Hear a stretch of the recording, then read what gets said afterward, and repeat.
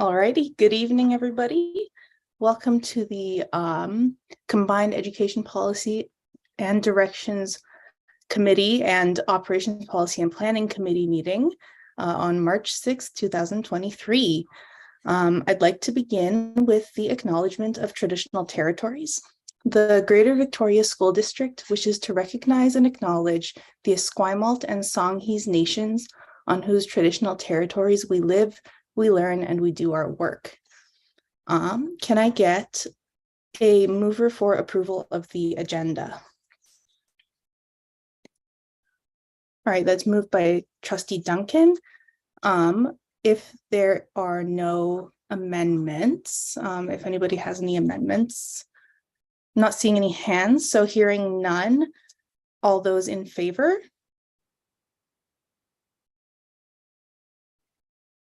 And sorry, I'm just looking to see everybody's hands. That looks like it's unanimous. Awesome. Thank you. All right, we have quite a few agenda items to get through, so I will take us right into section B, approval of the minutes. Can I get a mover for approval of the minutes? That's moved by Trustee Duncan. And do we have any amendments? Hearing none, all those in favor? Yes. All right, I see Trustee Duncan and Trustee David in favor. All those opposed? And abstentions? I didn't catch your vote, Trustee Bayo. Okay, I'm seeing that as a thumbs up. Sorry, go ahead, Trustee Duncan. Yeah, pardon me, Chair. I just wanted to remind folks that we're just approving the ed policy and planning minutes. And so just want to remind folks that of the voting members, and only the voting members can vote for any of the items on the agenda requiring a vote until we get to the office agenda, and then the next committee members can vote on those. Yeah. Awesome. Thanks, Trustee Duncan. Okay, so the minutes have been approved unanimously, and I'm just switching here to the agenda. All right, and is there any business? There's no business arising from the minutes in the agenda. Is there anything arising tonight? Okay, not seeing any hands. And item B3, recognition of student representative. This is the first I'm seeing of our student representative on the agenda tonight, Aditha Nagrath. I'm just wondering, are they here tonight?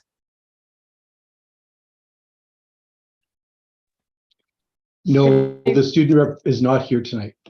Okay, thanks so much, Deputy Superintendent.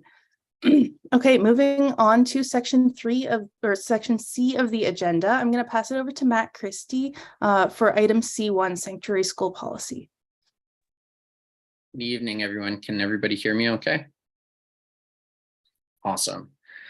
All right, well, I think that this item will be able to be discussed in greater detail with our next presenters, Omar Chu and Alan Campbell, but I'll give just a little overview. I first wanted to start by thanking the trustees for exploring this policy for sanctuary schools. I think that the main intent of what this policy is trying to create is making sure that all students in our district have access to services regardless of their immigration status or their documentation.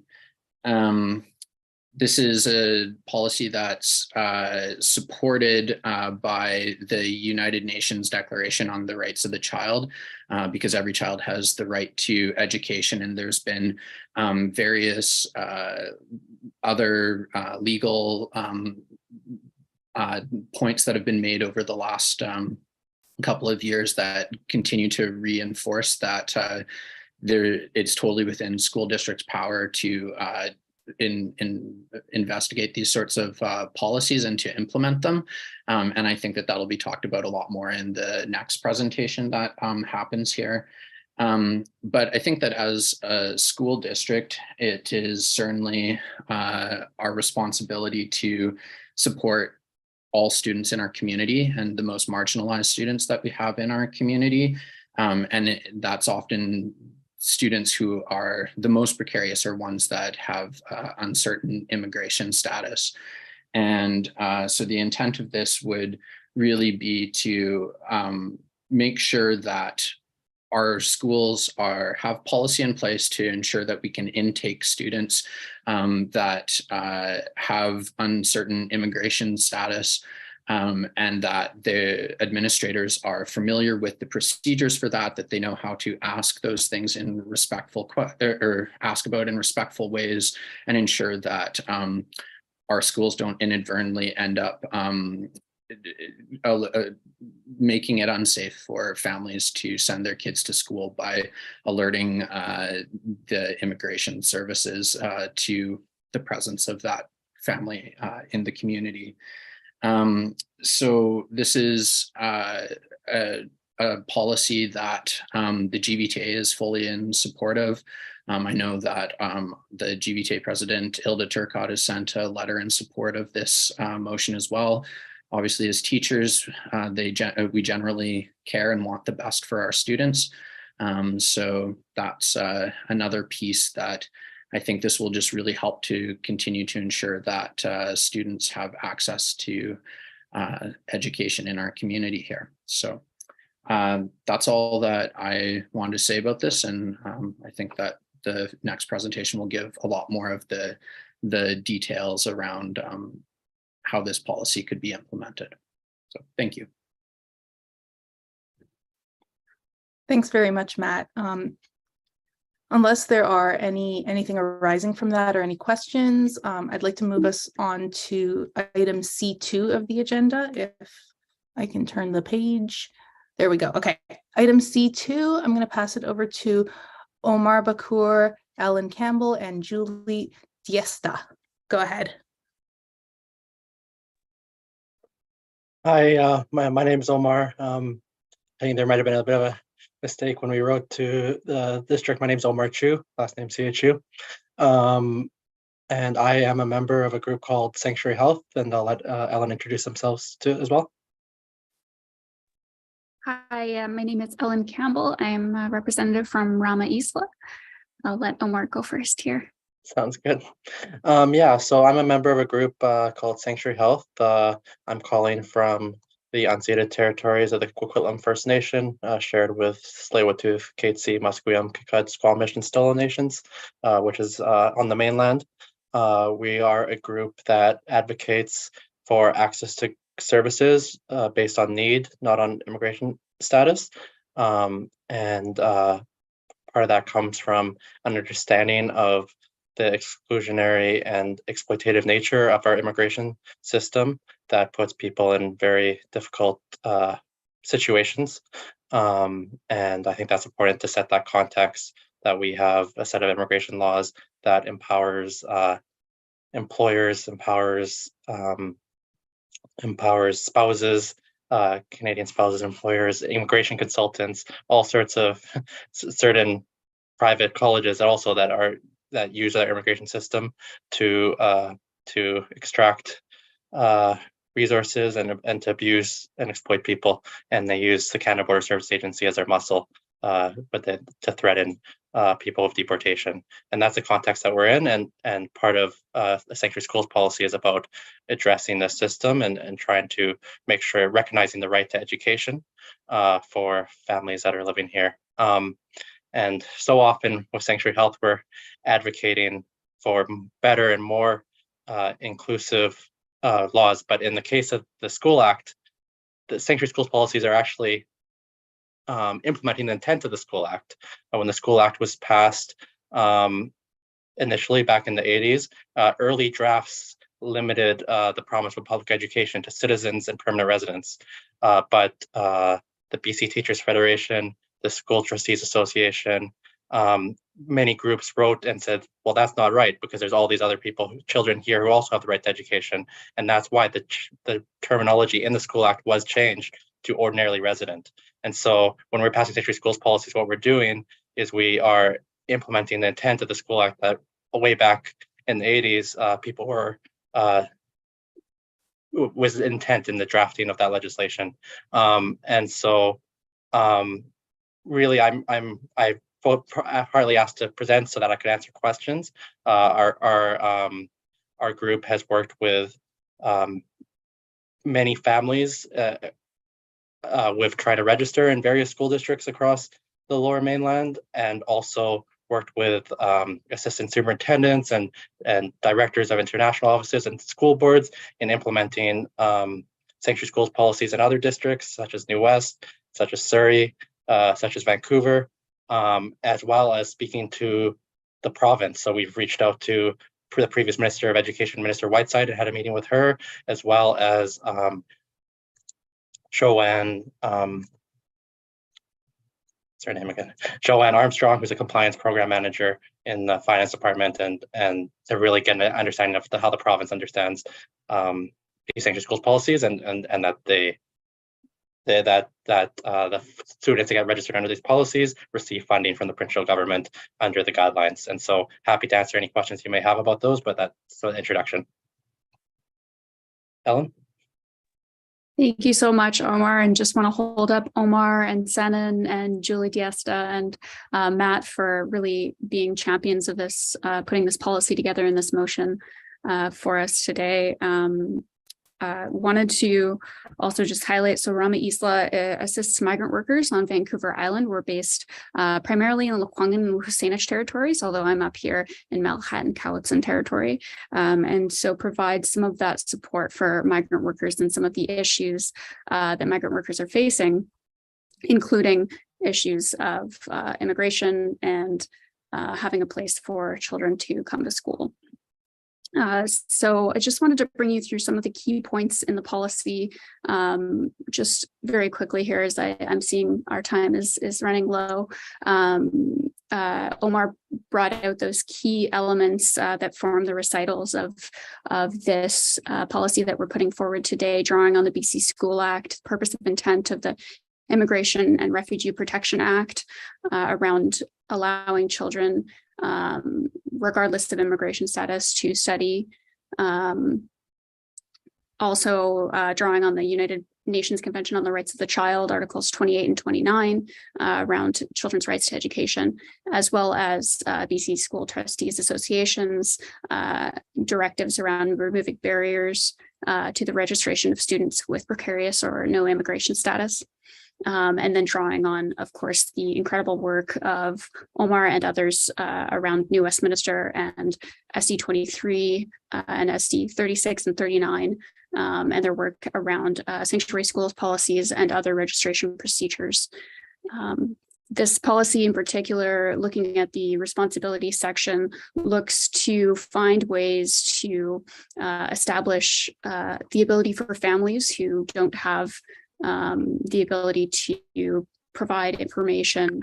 I'm noticing we've run out of time, but those few sections just are around registration procedures and enabling anyone to be able to register, having an appeal process, and then developing communications and training that allow individuals to be able to attend school without fear of being detained by CBSA or others.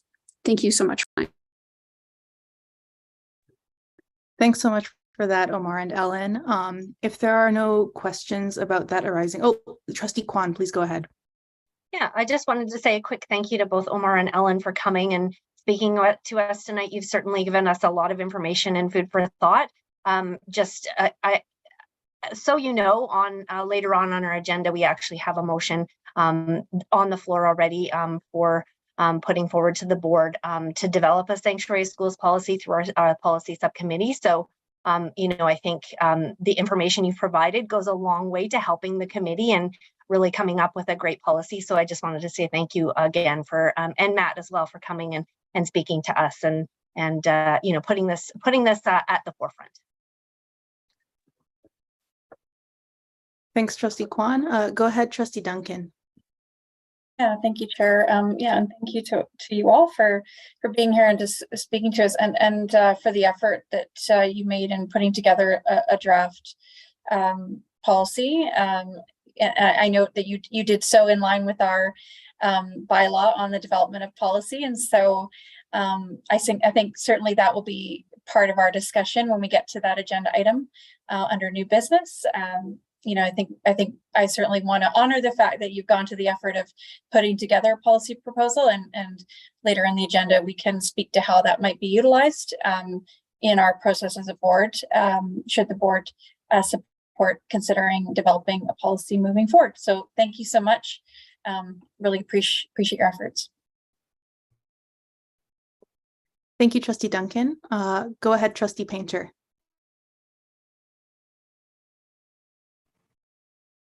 Thank you very much. And actually, this brought to mind that we've had this conversation before. I can recall us talking about this as much as 5 or 6 years ago, and you know, I regret honestly that it's taken this long for the topic to come back and actually seek to formalize a policy. So I'm really happy to see Trustee Kwan's motion there. I'll be endorsing it myself. One question I had was about if you had any insight, any of you had any insight into accessing resources. It's my assumption that we may have challenges, and I stand to be corrected, getting or being able to identify these students as students receiving education grants, and that's one thing I'd like to clarify. The other is that I can only assume that children, not only who are living in a precarious manner right now, but who have probably taken an informal and probably very challenging pathway just to arrive in Canada, are likely dealing with a lot of trauma, may have language barriers in terms of being able to integrate into class and things like that. I was just wondering if you had any insights into whether there is resourcing available at the federal level or elsewhere that we might be able to draw upon to better support students who are in this situation and may need additional resourcing. Obviously, we're going to find what we can in-house, but if there are other sources, that would be a great thing to know about. Thank you. Yeah, I can certainly answer both questions. I think the first question is much more optimistic. As we've worked with other school districts in New Westminster and Vancouver and Surrey, a question that I always ask is, are you getting this funding? Are you getting the operating grant funding from the province? Are you, when you're reporting these children to the province with the documents that we're providing for these families, are you getting the funding? And the answer is consistently yes, which is interesting because other districts that maybe have been more hesitant to pass a policy say, oh, we can't do it because the province. But from what I spoke with Surrey, who just most recently changed their registration procedures, they had multiple meetings with Joanne Armstrong about exactly what documents are required, and what's been emphasized there's been a couple of directives that have come out from the Deputy Minister, which I haven't actually seen, but I've seen quotes from that people shared with me, including when reporting students for operating grant funding, boards are not to exclude students of families who are BC residents and may have unresolved federal immigration status. Districts should not be putting up unnecessary barriers for undocumented families, particularly onerous requests for documentation that might prevent a family from enrolling their child. And the ministry does not request specific immigration documents as part of its compliance audit process. So I think, like, having seen that in writing from the province really reassured me that and hearing from the districts that they've been able to claim operating grant funding from students, that I feel confident assuring school districts that if they pass these policies, they should be able to get operating grant funding for these students. And then on the second question, in terms of federal funding, that's where, unfortunately, that's not something that will happen. I know something that, like, a challenge that schools face with with these policies is often like the settlement workers in schools are funded through Immigration Refugee Citizenship Canada, and so often school districts are wanting families to sign consent forms that give them permission to report who the Swiss workers are working with IRCC, and that creates a real fear within families because to know the difference between IRCC, CBSA, and all these things, and the fact that IRCC and CBSA do talk, it's not something that it will create a barrier and will create fear among families that make them not want to register. And so it's very important that with these families, we're not asking them to sign those papers. So that's something to keep in mind when establishing these policies. Is obviously school districts need the funding for families that do qualify for the settlement workers in schools, but it's something that we really don't want to put for families without precarious status because it will create a barrier.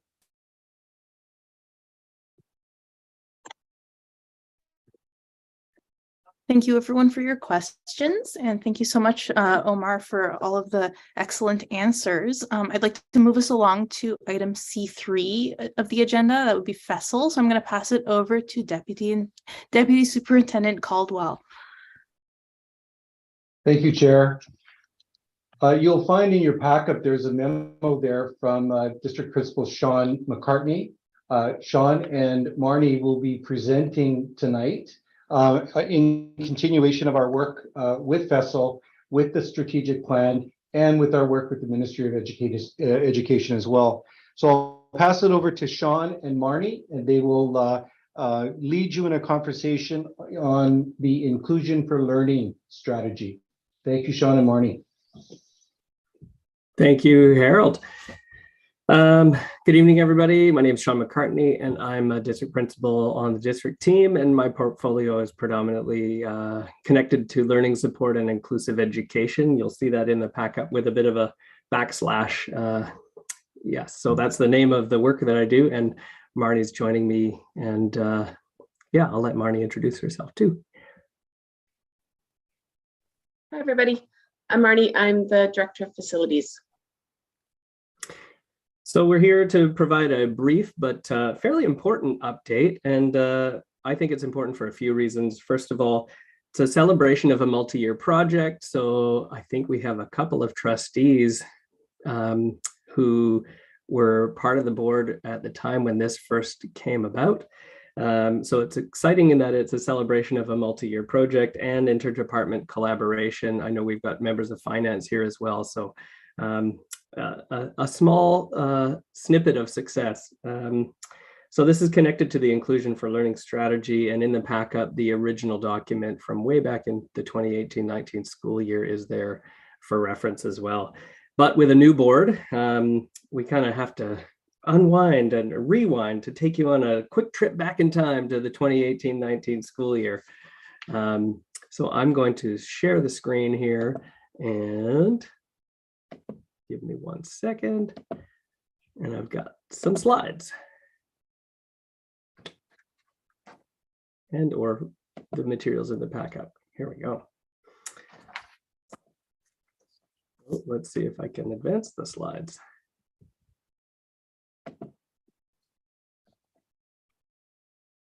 I'm getting a lag here. I was talking to Andy earlier to ensure that I didn't have technical issues and I could drive, but now I can't even share my slides. We're seeing, hi Sean, we're seeing the presentation main screen, but yeah, it wasn't moving on to the next. Yeah, I got my slide stalled. Let me try one more time. Is it PowerPoint or Google Drive? It's PowerPoint. You may want to download it and present. Okay. Give me 1 second, folks.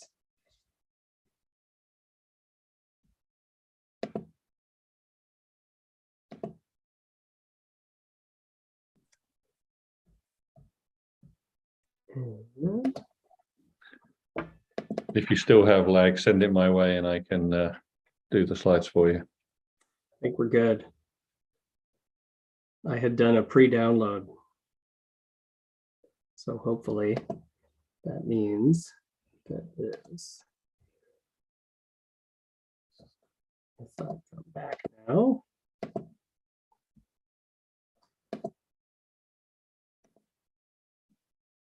How's that looking for folks now? And if I go like this, let's see if we advance. Hey! Looks good on our end. Thank you, Sean. All right. So as I said, a little rewind back in time. Back in 2018, in the 2018-19 school year, when I first started in my role as district principal, we were talking much more explicitly about inclusion. And while the idea of inclusion,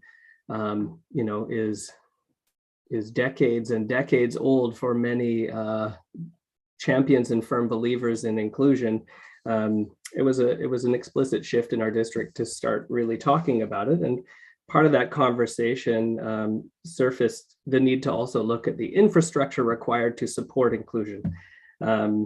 So we knew that schools need to be flexible, and that in order to deliver on that flexibility for all, some, or few students, we need to have inclusive and flexible spaces and places for students to learn, for students to be supported.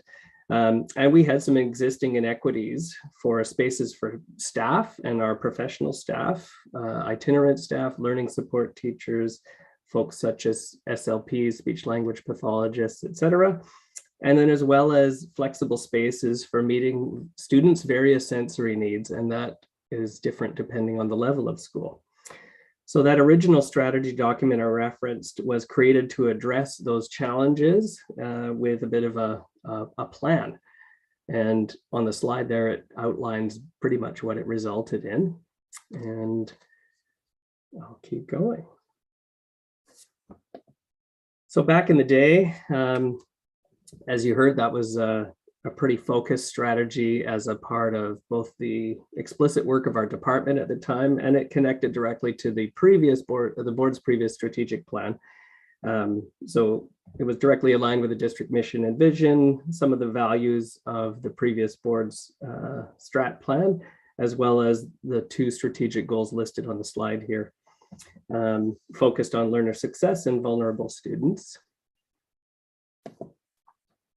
And of course, as you can imagine and see, and this has been shared pretty much in our annual updates since the initial strategy, we continue to see this as a direct connection to the existing strat plan that's been in place since 2020, and we're currently continuing to work and live through. Most importantly, the equity seeking piece. I think you could see from what I shared and what's in the document, the true equity seeking nature of the strategy to establish that baseline for all schools. In addition, it continues to align with ministry vision for student success, and we just thought we would reference and share, as you've seen from other district team presentations, that the vision of our ministry is guiding us towards healthy and effective learning environments.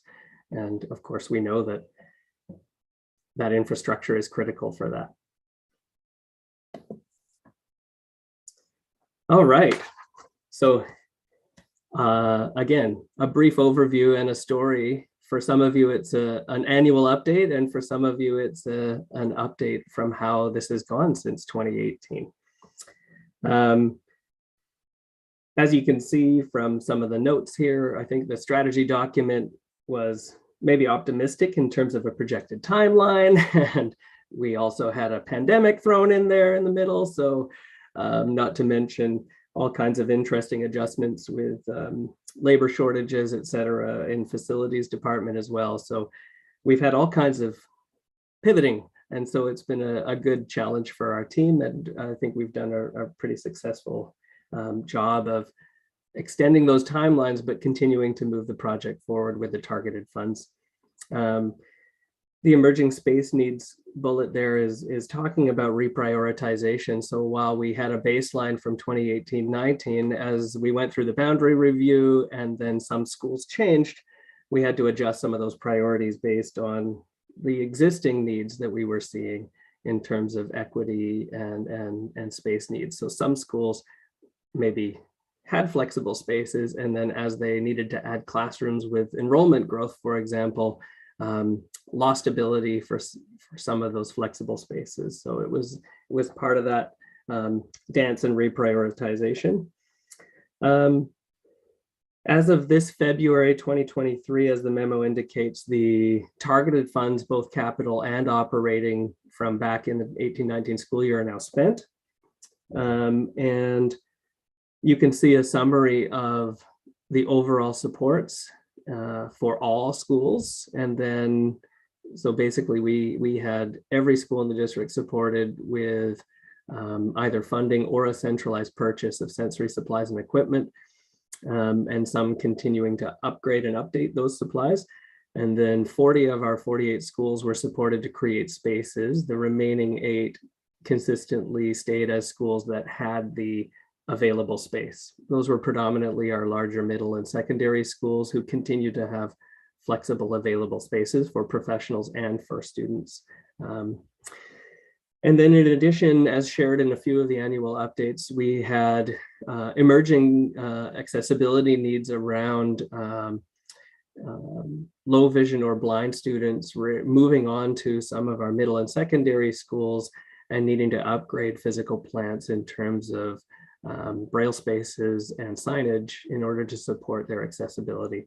So we were able to use some of the targeted strategy funds to add that layer of accessibility need in a couple of our schools as the needs move through. And the updates since November this past year, in the memo, there were some specific updates related to since the last update, which was November 2021, a couple of specific details there around that. And what's an update without some visuals?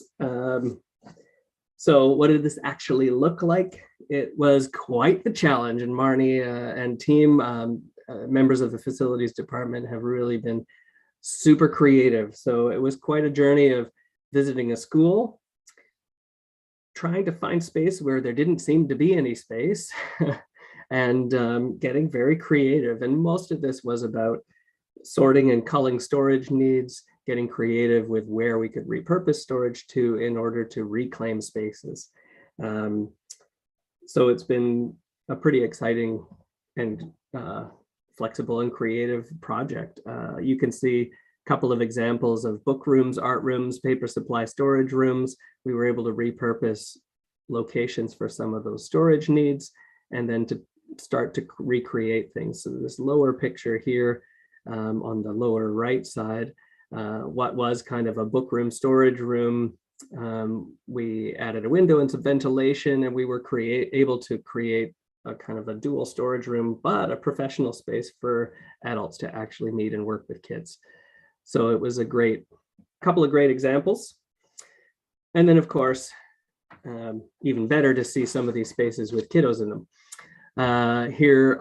This is kind of an elementary highlight slide of the sensory spaces. So the top piece is a bit of a template that our OT partners, so we contract our occupational therapy supports through VIHA, and this was working with our OTs on the safe and appropriate use of spaces in our schools, and then just some visuals of some of the posters and some of the spaces that our elementary schools have to support all kids with self-regulation goals and some social emotional learning needs.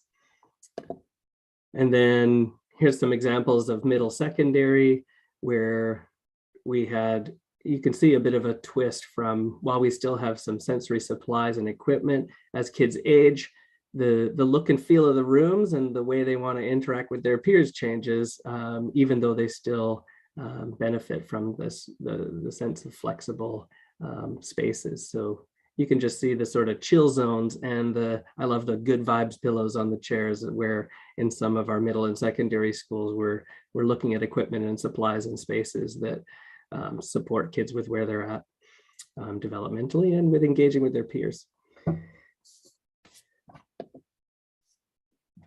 And to kind of wrap up, I think moving forward, as you know, as my colleagues have shared through updates this year in ed policy meetings, our district team has a shared goal, and it's really around the language on the slide. It's part of the ongoing work to ensure we believe that belonging and feeling like you have purpose and you matter is also rooted in having your needs met. And so this infrastructure and space strategy continues to be directly connected to this work. You'll see in the next slide here, there's a couple of highlights about what's next and where we're going. But in addition, in the FESL report, it's important to see the correlation and the threads through the strategy. As we continue to work on this strategy, I think the ongoing work to ensure safe, appropriate use of space. So you'll see the lower part of the slide here.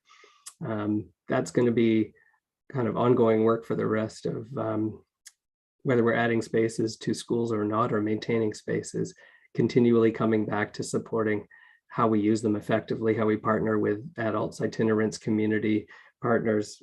And another piece of that is to empower all students to be aware of their needs and then to have voice in what they need. So you'll see through the FESL report, we believe that the strategy attempts to be a part of addressing some of the outcomes that we've identified. We also have person-centered planning in secondary schools, which is a direct focus of our department work. And we believe that partnering with students and families to surface their voices about what they want, what they need, and where they're going includes the use of spaces to meet some of those needs. And then finally, the last bullet on the slide, with the goal of identifying greater voices in the district data set under that outcome 1.2 on the slide here. We don't have a ton of explicit data. We have lots of anecdotal feedback and sort of street data that talks to how this is supporting students, but we don't have a lot of explicit data. So one of our goals is to surface stronger data that shows the impact. So perhaps we've talked about including a question in the student learning survey that could more explicitly surface feedback around schools and flexible spaces that are supporting students. And lastly, where I'll ask Marnie to also chime in and jump in if she wants at some point here, is where to from here with our partnership and cross-department goals. So the targeted funds are spent. And as you'll see in the memo, basically we're going to continue to reallocate within our existing capital and operating funds to maximize using the dollars we have to meet the emerging needs and priorities. And so that's kind of that ongoing piece. And I think we talked about things like ramps, accessible push buttons, et cetera, in our schools. Things like lifts and elevator maintenance is a part of this ongoing work. And you'll see in the pack-up or in the memo, from an accessibility lens, technically all of our sites are at code. However, we have an internal goal and plan to review kind of our existing accessibility inventory for all of our schools to try to figure out how to work more proactively, because we have sites with deferred maintenance and or less equitable accessibility access. And so it's again through that equity seeking lens. Marnie, any other pieces to comment or add? No, just a little bit to add. We're doing an accessibility kind of survey. Just to add, we did one a number of years ago, just to add to it and to see where we need to do better. And then we're also doing accessible playgrounds through the PEP program. So it's in our 5-year capital plan. So we have about half a dozen now that have been funded, and hopefully they continue to be funded. But that's in the 5-year capital plan that you guys approve once a year. So that's about it. Thank you. So to sum up, basically, as we think it's pretty exciting to share the summary of a multi-year implementation with interdepartment collaboration. We used to be much more siloed and kind of reactive. This has allowed us to be much more efficient and effective and attempt to be as proactive as possible within some of the constraints we have to work with.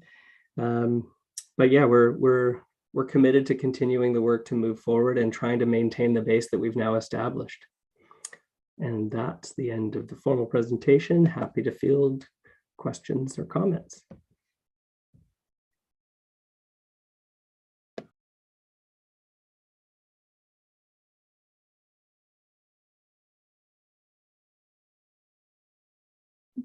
Sorry, everyone. As soon as Sean stopped sharing the presentation, Zoom just completely disappeared off of my screen and I had to look for it. Okay, I'm not sure whose hands went up first. So I'm going to ask anybody with questions to just hit the raise hand button, and I'm just going to start with Tracy. Sounds good. I just really wanted to say how nice it is to see, a celebratory piece around inclusion and that interdepartmental work. Really exciting to see, and also just wanted to sort of put a plug into how some dedicated funds were put towards a specific project, and it's resulted in something really beneficial for all students across the district in an equitable way. So thank you for the presentation. That was really great. Awesome. Thanks so much, Tracy. Go ahead, Trustee Kwan. Yeah, I'm just curious, and sorry if this was covered in your memo or somewhere else and I just missed it. I love seeing the spaces and how they've transformed. It's almost like watching your own home reno show at home. But I just wondered, is this something that we're trying to do at every school, or are we identifying where the need is greatest and doing it there, or has it been done at every school now? I just wondered kind of how that was chosen and where the renos have been done. Yeah, I think the summary list in the middle of the slides and the memo with the sort of the 40 and that basically at this point we're at the place in the current year where schools are pretty much at that base that was established in the strategy, and it will be the moving forward as schools with growing enrollment and space needs arise. How are we able to offer supports by reallocating within existing capital and operating? But yeah, we're in a great place in that we're celebrating all schools got to that level we were trying to get to with our support.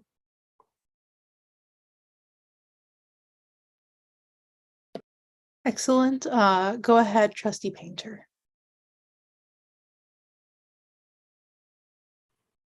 Thank you, Chair.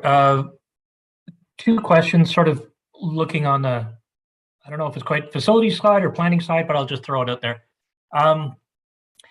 In the fullness of hindsight, I think we may have created some challenges for ourselves during the catchment boundary review, where some of these spaces that existed, perhaps, in some schools, and we're actively using everything else, but we weren't formally tracking them as used space, and they ended up in a few cases being converted into classrooms, which were much needed at the time, obviously. And then we had to work our way out of this through this process, and it's great to see that work being done. So the first thing I'm wondering about is, do we now have a formal tracking mechanism in place where these are recognized as dedicated sites for this purpose, and we're not then looking at reprioritizing them as regular classroom spaces if there were issues about student population size, and that's just at the district level. And then I'm curious, when it comes to and this is a little broader, what in terms of the ministry, when they look at space usage within a school, is this use taken into consideration so that, I don't know how they would work it, but it's taken into consideration that even though we may have had a classroom that we've now converted into 2 or 3 or 4 different inclusive ed learning spaces, we're getting credit for them as being used as opposed to empty space or under implemented? I'm going to try to address part of it and then maybe look to Marnie for part of it as well. And then maybe we can answer some of it.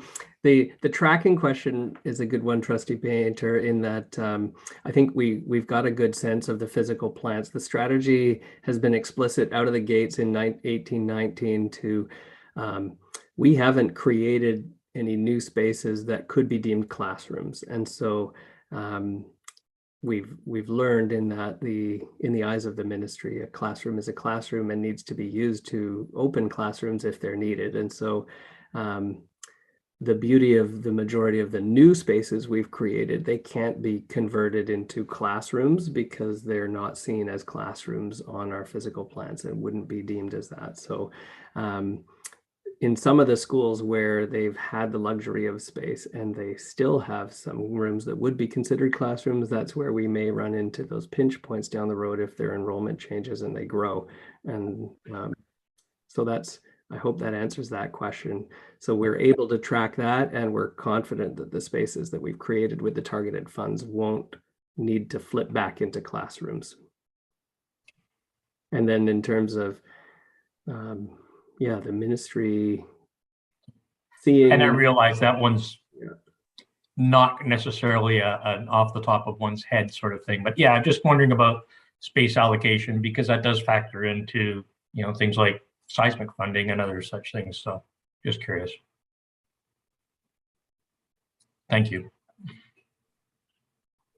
Thanks, Trustee Painter, and thanks for all the answers, Sean. I'll pass it over to Lena. Hello, thanks so much for that presentation, Sean. It was really great. I do want to just mention, I taught in an elementary school a couple of years ago in one of those new sensory spaces. Again, it wasn't the size of a classroom. It was small and narrow, and it was used often. And, it's a calming area where students can be taken, like retain dignity and not calm down in front of their peers, and just sort of have that space, maybe with support, or maybe even on their own for a few minutes. But my question is actually, I was just wondering if you could, you mentioned the extending the implementation of the competency-based IEP K-12, and I was just wondering what the plans for extending that are, or if you could just give us some more details about that, what that looks like. That's probably a whole other presentation in and of itself, but at a high level, we've begun a supported shift. And again, I think we're targeting a multi-year timeline to support our schools and our teams with a different way to think about IEPs. At the end of the day, it's the order is still around having an IEP in place, and it's a supported shift to build greater student agency, student and family voice, and more directly connect our IEPs to the curriculum through the core competencies and the curricular competencies. So I've shared a bit of details with that in the past, and if it's wanted again through an ed policy presentation, I'd be happy to come back and speak more fully, because it's more than there's a whole other presentation in there around the competency-based IEPs.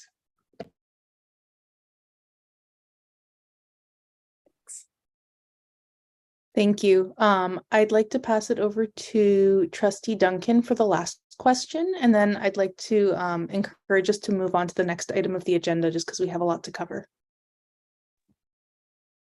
Yeah, thank you, Chair. I just had a question, and thanks so much, Sean, for your presentation. I just wanted to get some clarity just around the actual numbers of schools that have these flexible spaces now.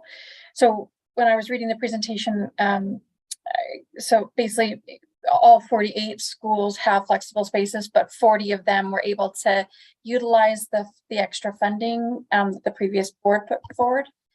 Is that correct? Well, 40 to create space, 48 for sensory supplies and equipment. So all schools benefited from the targeted funds, and the majority at some point in the last 5 years have had support to create a space or adjust things from a facilities, perspective. Yeah, thanks so much. I appreciate that clarity. That helps me. And then just in terms of, I also really appreciated the fact that you clarified this idea of to code, and that and so we're talking about like building code, like standards around, like, for instance, lifts and that kind of thing. Yeah, okay. And then so just speaking to the accessibility inventory and kind of the next steps that you outlined in your presentation, I wonder whether we have any kind of further recommendations about how the spaces and the supports are utilized. So, I think it's so fantastic to see like the infrastructure and considerations being funded, and you've achieved a lot through that kind of cross-team collaboration. But I'm wondering, just in terms of like setting standards and guidance for staff on how the spaces and the supports are used, what students get priority, how, just how they're used. I'm wondering just about the best practice or the good practice side of utilizing these kinds of supports, because I know that it supports inclusive education, but I also know that as a system, we're still grappling with how we do that in an equitable and meaningful way, and we're still building that toolkit. So I wonder if you could speak to that.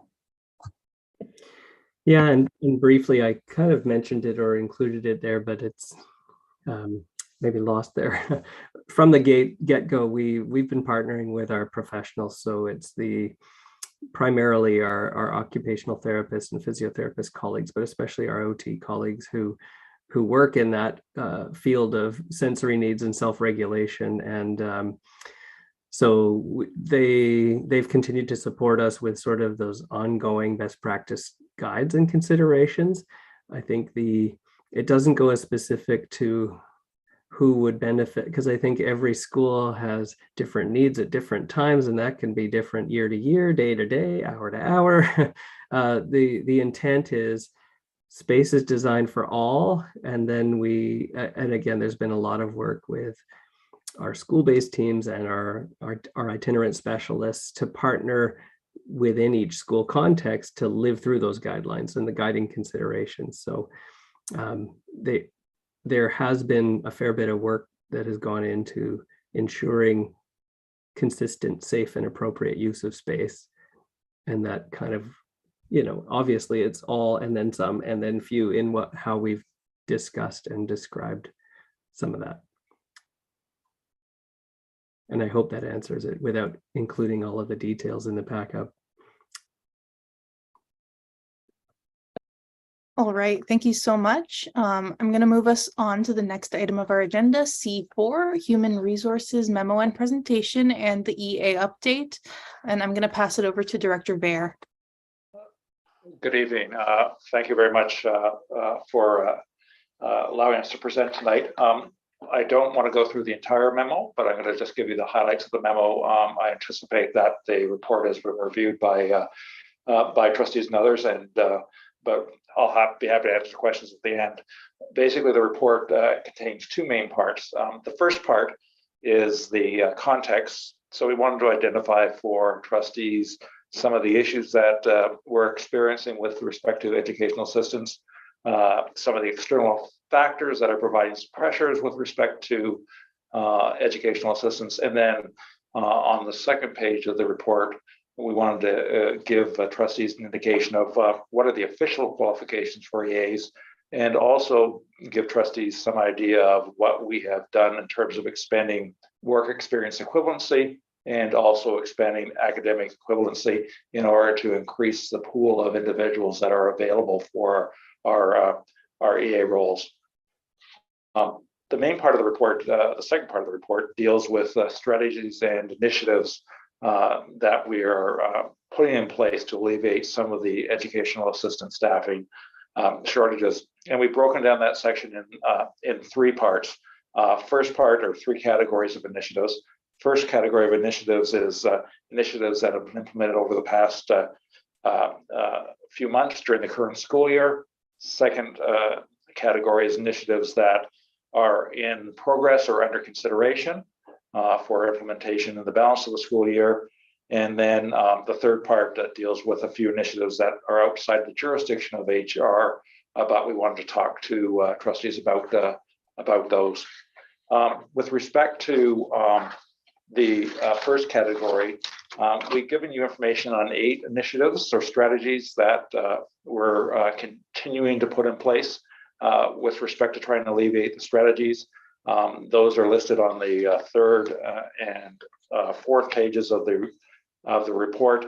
They include obviously the additional hours, implementing the additional hours that the trustees put in place in the last year's budget process for the 5 high priority schools, adding hours for the crossing guards to our existing EAs to help boost up their hours in terms of giving them additional hours in order to supplement their wages.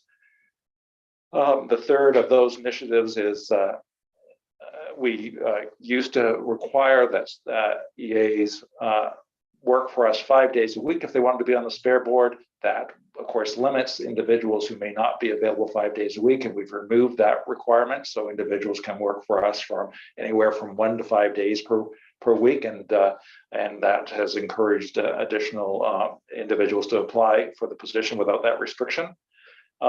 We've expanded our posting. So up until recently, after we posted twice internally and then didn't post externally, we simply filled those positions on an ongoing basis by drawing individuals off the spare board.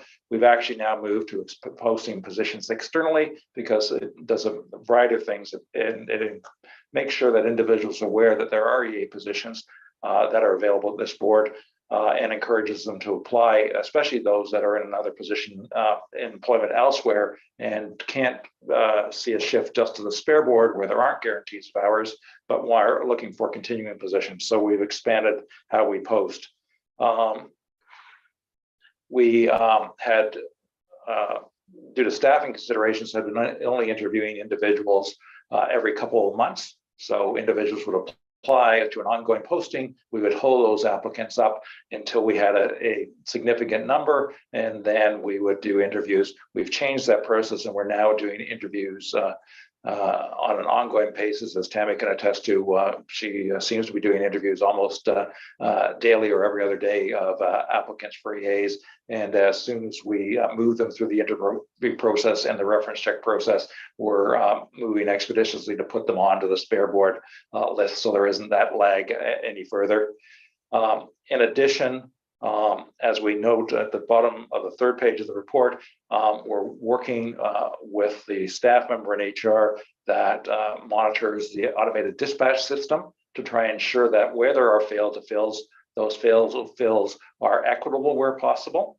And that's a manual process. The system doesn't automatically do that. So he goes in and overrides the system and can shift the EAs around from schools that have either consistently experienced fail-to-fills, and now we can shift that pain point throughout the organization. We have a letter of agreement in place with CUPE in the collective agreement that allows retirees the opportunity to reapply to the district on either a full or part-time basis. And when we go through our primary list, we would then go to that secondary list. And then Tammy can speak a bit to the Bridge program, which is the final initiative that's currently underway. So the Bridge program has been extremely successful. It's on page 34 and 35 of the pack-up. We are actually in our 9th cohort, and it ended on Friday. So we have actually 18 members joining us in the district as we move forward to complete the year. So there's always been some questions around what happens in the Bridge program. So we've tried to give you a comprehensive idea of what happens in the 14-day Bridge program. Again, this is a Bridge program. It's not just a training program. So we look for people who do have the equivalency, and we try to get them school ready. So you can see the days 1 through 14 and everything that happens, and they actually get 5 days in schools. There are several guest speakers that come in to speak to the candidates, as well as they get nonviolent crisis intervention training, so the CPI training. And then it also gives you an idea of exactly what the learning intentions are in the program. So just in looking at our graduates, our retention, and people who have been hired, we're looking at over 20% of our EAs actually coming from the Bridge program. So extremely successful. The second category of initiatives are those initiatives that are either in progress or under consideration, not fully implemented at the current time, but we're working towards implementation for the balance of the school year. And they're set out at page 35, 36, and 37 of the pack up. The first is I'm excited about is an EA mentor position that we put in place during bargaining with local QP Local 947. As some of the local table monies we used to put in place a mentor for EAs.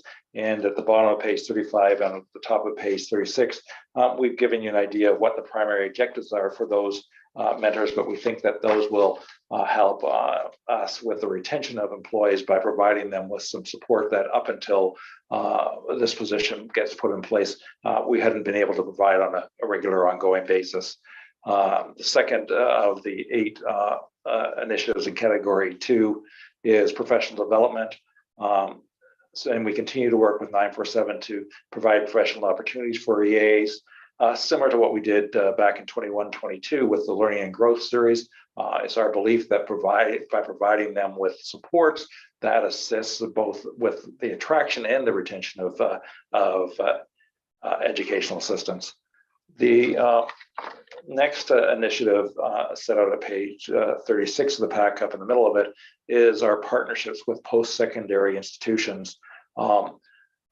We continue to work with universities and colleges with applicable programs. We listed 3 actually in the report, but we just pulled the list today. We're actually working with 12 post-secondary institutions to provide opportunities for students in their practicum programs to come in and provide us with support.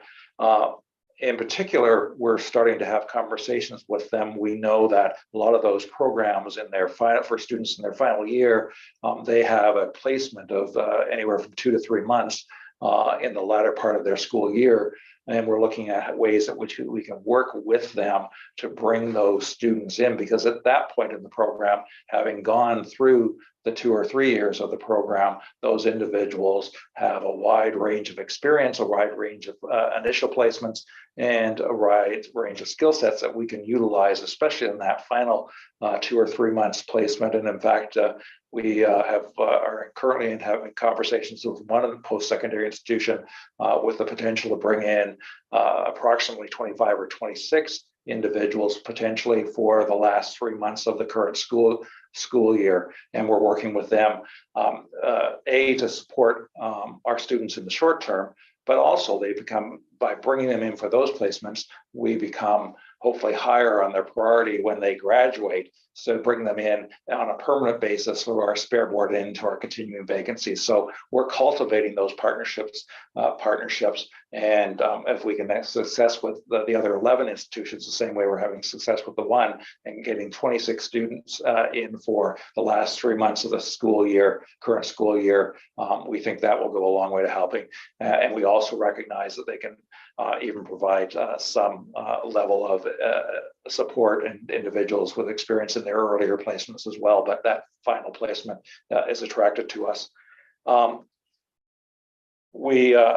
As the bottom of page 36 of the pack up indicates, we're going to have discussions with QP 947 over the next couple of months about the annual issuance of layoff notices. We know no one who wants to work for us as an EA and is currently working for us as an EA will lose a position with the board.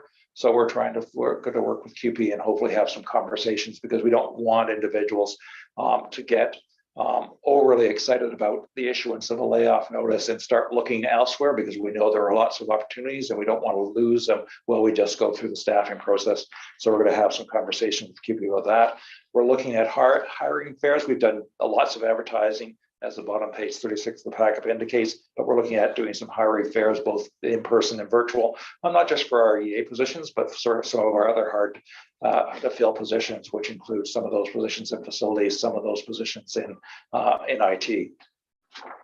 And then at the top of page 37 of the pack up 2 other initiatives that we're beginning to look at, and we'll have more conversations with CUPE about the second last initiative in this category is we recognize that when we look at the current level of fail to fills, and if you look at perhaps the last year, but certainly this year and to a similar extent the last year, that leaving aside the first month of the school year, we see about 50 or more fail to fills every day.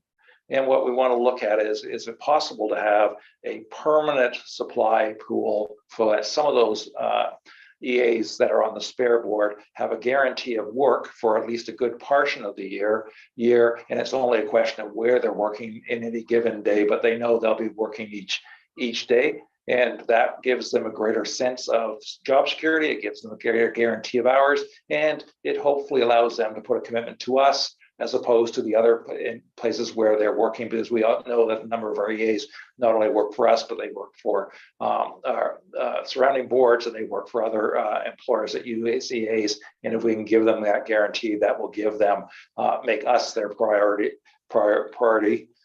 And then finally, the initiative that we're going to give some thought to is examining the feasibility to establish a pool of non-fully qualified, non-certified persons to be called in only when the existing staff on the spare board aren't available. That requires some consideration, and we're getting just in the planning stages. I can advise you in a past life, I've used a similar program, and we reduced 2,100 fail fills down to 400 fail to fills by that type of initiative. It's thinking outside the box, and I will acknowledge that.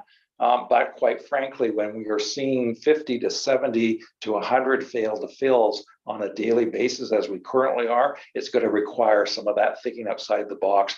And sometimes an individual who is brought in isn't fully qualified or doesn't have the equivalency, but is provided with some training, provides us with some expertise to fill in those day-to-day gaps that we experience when we see those high levels of fail to fill. And then the final category of the report on the last couple of pages of the report is initiatives that are outside the jurisdiction of the HR department. In other words, everything we have described up until now, HR is moving forward on of their own initiative in consultation where appropriate with the QP 947. But there are a couple of things that either we can't move forward without some additional support from trustees, or where there are just options that aren't really within our purview. The first of which Tammy can speak to, is the concept of increasing the number of schools with 30-hour EAs, similar to what the board did last budget. Yeah, and last budget, the board did look at some 30-hour EA positions, extremely successful. We had 30-hour positions in 5 schools. That is on 37 and 38 of the pack up. So we had Craig Flower, George J, Quadra, Macaulay, and Vic West with 30-hour EA positions.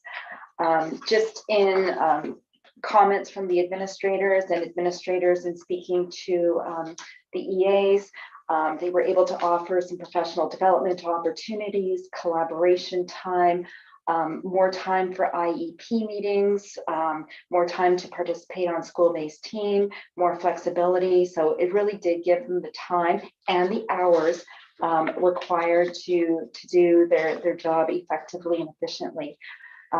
So we're hoping that moving forward, if there is additional funding for the next school year, and I know that's always tough to do when we're looking at a deficit, but if we were to look at the next 5 priority schools listed down on the page is Hillicum, Cloverdale, South Park, James Bay, and Oaklands.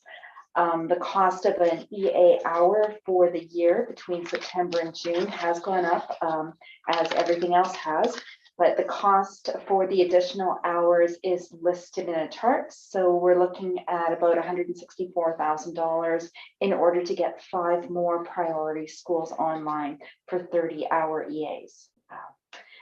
So hopefully that could be a consideration moving forward. And then on the final page of the pack up on page 39, we've just identified a couple of other initiatives that we can't move forward on. One is, it's often talked about, let's increase the wage rates. That's not feasible given the current bargaining regime within the province, and the wages are not within the local board's jurisdiction. They're set through the provincial bargaining with BCPC and CUPE. And then finally, some discussion out there about swapping out the monies for teachers, unfilled EA vacancies to teachers on call. The report indicates the challenges with that from a labor relations perspective, and I won't go into that in a public section. Chair, we are happy to answer any questions trustees may have. Excellent. Thank you so much, Director Vare. First question coming from Trustee Duncan. Go for it.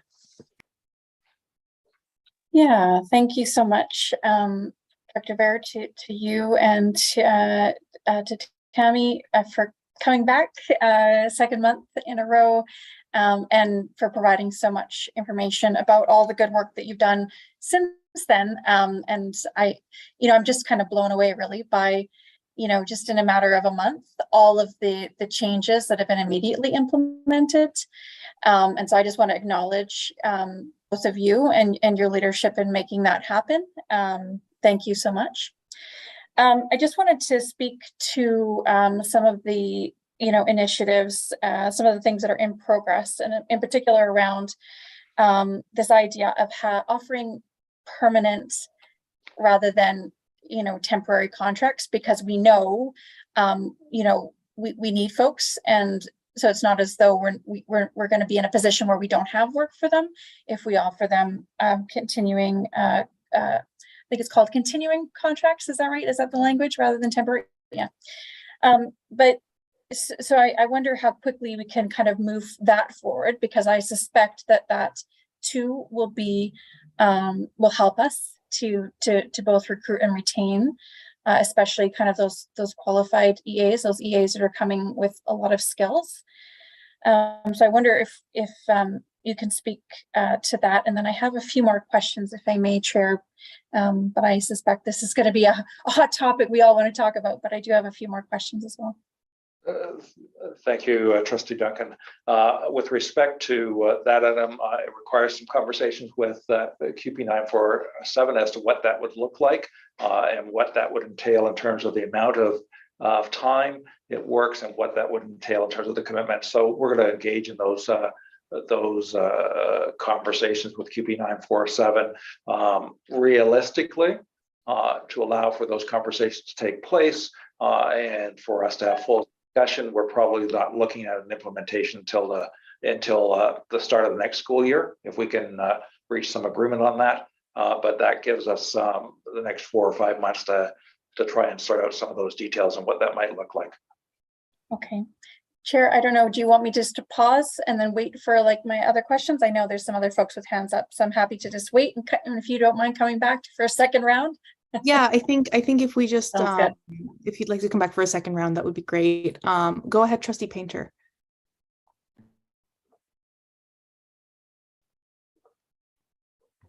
Thank you, Chair. I've got a couple of questions too, but the first one is, I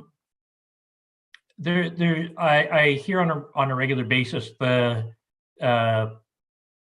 issue of a hiring lag in the fall when we first gearing up and schools are making sense of what their budgets are, et cetera. And one of the questions I had was, given how challenging it is to find EAs and recognizing that there is fierce competition, and I really am excited and would like to commend both of you and your colleagues on the work that is being done on all these different initiatives. So I'm not trying to add to your plate, but I am curious about, why are we not hiring more right at the start of September? We recognize that we don't have enough, and that some of these, it may be that as staffing, et cetera, settles out by the end of the month or into October or fall, that perhaps their position may shift to another school. But I think for individuals who are struggling simply to get enough hours to get a salary, it could be quite appealing if they're starting right at the start of the school year. I don't know if you have any thoughts about that. Yeah, two thoughts that come to mind. The first is one of the things we have done, and we didn't reference in this report, but we did work with CUPE to move up the posting process so that the posting now occurs a week earlier, and that will allow some of those positions to be filled by the start of the school year. In terms of we want to allow individuals to move. It's important to allow individuals to move and go through that posting process. But we also recognize that what we might be able to do is on a bit of a stopgap basis, assign individuals from the spare board to cover in while we go through that posting process. And quite frankly, that's one of the considerations I want to think through as we look to whether or not there could be continuing spare board employees. Admittedly, we don't have much of a need for failed to fills in the month of September, but we do have a bit of a need for those gaps where individuals are posted, and as a result of those posting, other positions are posted. So it may actually give us an ability actually to bring in some spare board employees, not just from October onwards, but actually for the month of September, not for the daily fail to fills where we don't have as many of those, but more for the stopgap measures. Yeah, I would, and thank you very much. And I do recognize everything comes with a cost. I'm just thinking that I don't think there's ever too many hands in a school, and certainly September for a lot of staff and students, it's a time of change and a little bit of uncertainty as we adjust classes, et cetera. I honestly think that if it meant holding on to someone over the course of a year rather than losing them to another district, it would be money well spent to secure that person, even if they are in addition to how many EAs a school might have for the rest of the year. Just an observation on my part. Thank you. Thanks for your question, Trustee Painter. I'm going to pass it over to Jane and then to Tracy. I just want to note that Trustee Duncan, I'm going to let you go before Trustee Painter just because you already had questions. Go ahead, Jane. Hi there, and thanks, Jim and Tammy, for all your work on that. It was a big report, and I mean, you nailed so many things on the head. And I look at whenever I hear, which is a lot, as I'm sure you do, questions. Why is there nobody at our school? Why do we have no spare boards? I know how hard you guys are working to find people all the time, and I remind them of that all day long, that you're always looking, and we're not alone. This is a provincial, if not global problem. I definitely think the 30 hours have really, really helped. And at some of those schools where we've added crossing guards, we're seeing people approaching that 35-hour mark, which is really, really awesome for them. And, the more we can do that, definitely the better. And which is why I'm going to throw out there again the idea of the daycares in our schools. We've got our own staff, our own 947 members walking across the parking lot to work for somebody else. We in some districts are definitely starting to, have them become part of their staff and have that as a whole job for them. And I really want us to hope that we're going to look at that as we move down the road. As I think that's coming to a lot more schools, and I hope it comes to our district one day soon. The fact that we're posting externally for EAs is that's incredible. That never used to happen there. Before I was president, I was membership secretary. And so I saw what was happening with all the postings. This never happened. And, and again, that's just indicative of what's going on out there in the world. So, and some of the things in your report are kind of interesting. And so we'll wait till we have some formal conversations with them, because they do put some alarm bells off, but I recognize you're looking at all of your options. And, one of the things you talked about too was the layoff, and you wanted to talk about that. And I just want to point out here, you know, this is one job where not only are people getting laid off, people don't know exactly how many hours they're going to have next year. You know, we get people that maybe they've got 28 hours. They don't even know if they're going to have 26 hours next year. So that, you know, even if we can't get to everybody to 30, if we can look at somehow maintaining them, so at least they don't have to, you know that they're going to get a notice that they can either sign, yes, I'll accept 26 hours, or I'm going to look for something somewhere else. So I think that would be really something if we could think of at least maintaining them, so there isn't that uncertainty for them every year, which starts happening next month. So again, I thank you for that and really look forward to any discussions that we're going to have going forward on some of your initiatives. Thank you.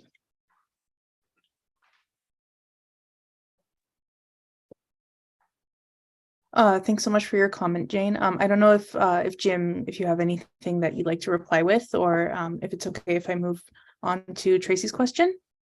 Please move on. All right, great. Go ahead, Tracy. Thank you. And I'm so glad Jane got to go before me, because I was hoping to hear what you had to say first.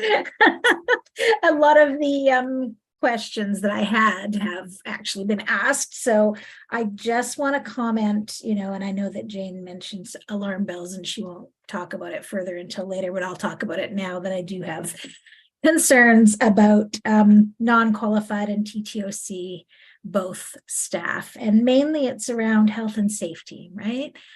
Because these aren't just regular jobs. These are jobs with, you know, every child is a little bit different. Every child's needs are a little bit different. And if the staff don't have the qualifications, they can actually make a situation worse. And so I really want people, trust me, and I know you're working really hard to make it happen, but I just have to put that caveat in there that it really is important to recognize that these jobs are specialist positions, and that we need to make sure the people in those positions can work with kids in a safe way. I'm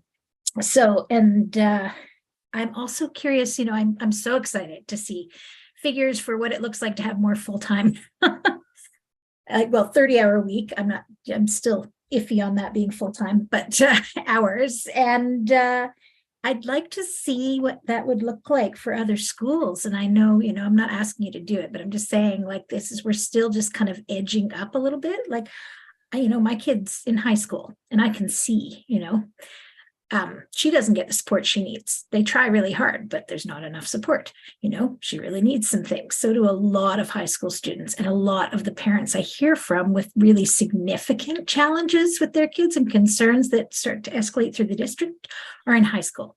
So I just wanted to raise that as, you know, middle school, high school, those are areas to look at really for more support, because those are where we see some of the challenging situations. So again, I mean, I'm loving everything, and just I want to be really clear that I'm so impressed with all of the work that's going on. And I knew it was, but it's great to see the details.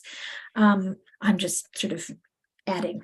And then that September startup, Rob, I was going to raise it, and I am going to still just say that it is, we're failing kids. We're failing to support their human rights by not having them there from the first day, because we don't have enough staff to support. So anything we can do to fix that, I'd be really happy.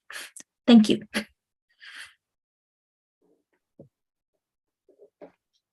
Thanks so much, Tracy. I don't know if Jim has any comments this time around. No, we'll continue to focus on the September start off. Where we're fully cognizant of concerns in terms of non-qualified staff and health and safety, and how we support, if we move in that direction, how we support those individuals and the training that might be involved to allow them to transition into those roles. The other thing I'd note is we only see the staff being used when there is no other alternative, and it may be better to have someone who has the required training to supplement their whatever experience they have or qualifications they do happen to have, as opposed to having those fail to fills, especially at the numbers we're currently seeing. But it's a bit of a balancing act that we'll continue to look at. Thanks, Jim. Okay, so we have two more questions from Trustee Duncan and Trustee Painter. I just want to point out that we're getting pretty close to 8:30, which is kind of our halfway mark. So I'd like to move us on after these two questions. Go ahead, Trustee Duncan. Thank you, Chair, and I appreciate that you're trying to keep us on track. So I will be as quick as I can. So there's two other things I just wanted to kind of clarify, and I hope they're quick answers, maybe not, but so first thing is just around clarifying the difference between the regular EA spare board and then the retiree EA spare board. I just wanted to clarify kind of what the difference is and how, yeah, just what the difference is, I guess. The letter agreement spells out all the processes, but effectively what it does, and it's probably less of an issue in the current environment, but perhaps if there was an abundance of EAs, not that we're in that environment currently, it simply provides that individuals who retire and want to come back as an EA, they would be on a secondary list. So we'd go through the primary list first, and then we would only, once people on the primary list, would we go to the retirees. So it's primarily a process-driven process to make sure those that are on the primary list get work first before the retirees. As I say, at the current environment, it really doesn't matter what list you're on. If you want to work, you're able to work. Got it. Okay, so it's really about setting priorities. That's really helpful. Thank you so much. And so when we do have these critical shortages, do we have a standard in place or a procedure in place to guide staff decisions about how we address those shortages? So for instance, to say, look, this is an unacceptable, shortage at this school, and now it's time for another member of staff to step in because there is a health and safety issue here. Do we have any guidance or standards in place that help staff procedurally to address those difficult situations that obviously they're in on a daily basis? Yeah, I would say those decisions are made school by school. Each school is so very different. So the principal and the vice principal work with the staff at the school to determine the best reassignment assignment at the time. And we just, as Jim said earlier, we try to establish equity and priority of some of the schools and ensure that we best distribute the spare board staff that we have at the time. But a lot of those decisions are made at the school level. Jim, so what is the, oh, sorry, Tammy. Jim, did you want to? No, I think that's a good summary. Yeah. So just as a follow-up, if I may, Chair, then what is the role of the school principals and vice principals in terms of making those determinations? So do they have any guidance or processes in place that help them with those judgment calls, or? Yeah, so, well, each morning they would receive a list from our ADS system of who is at the school and who's not at the school for staffing. And then they would determine and prioritize students for the day and determine where certain staff are to be assigned and sometimes reassigned. If you have a priority student that works with an individual or a specific EA, they might want to ensure that that student knows the EA that they're working with. So there may be some reassignment internally, and then a spare board would join them. If there are no spare board employees, then it would be a matter of who do they pair up with, and how do the vice principals help, how do the principals help. So, and they would work with the inclusive ed staff at the school as well. So again, every school would be very different in how they would prioritize. And then finally, I just wanted to kind of clarify. So when, like, I was hoping that we could have a conversation around the table, and I'm so pleased with that, with our progress just over a couple of months. And I'm wondering, and I don't expect anybody to have an answer tonight, but I'm just wondering moving forward.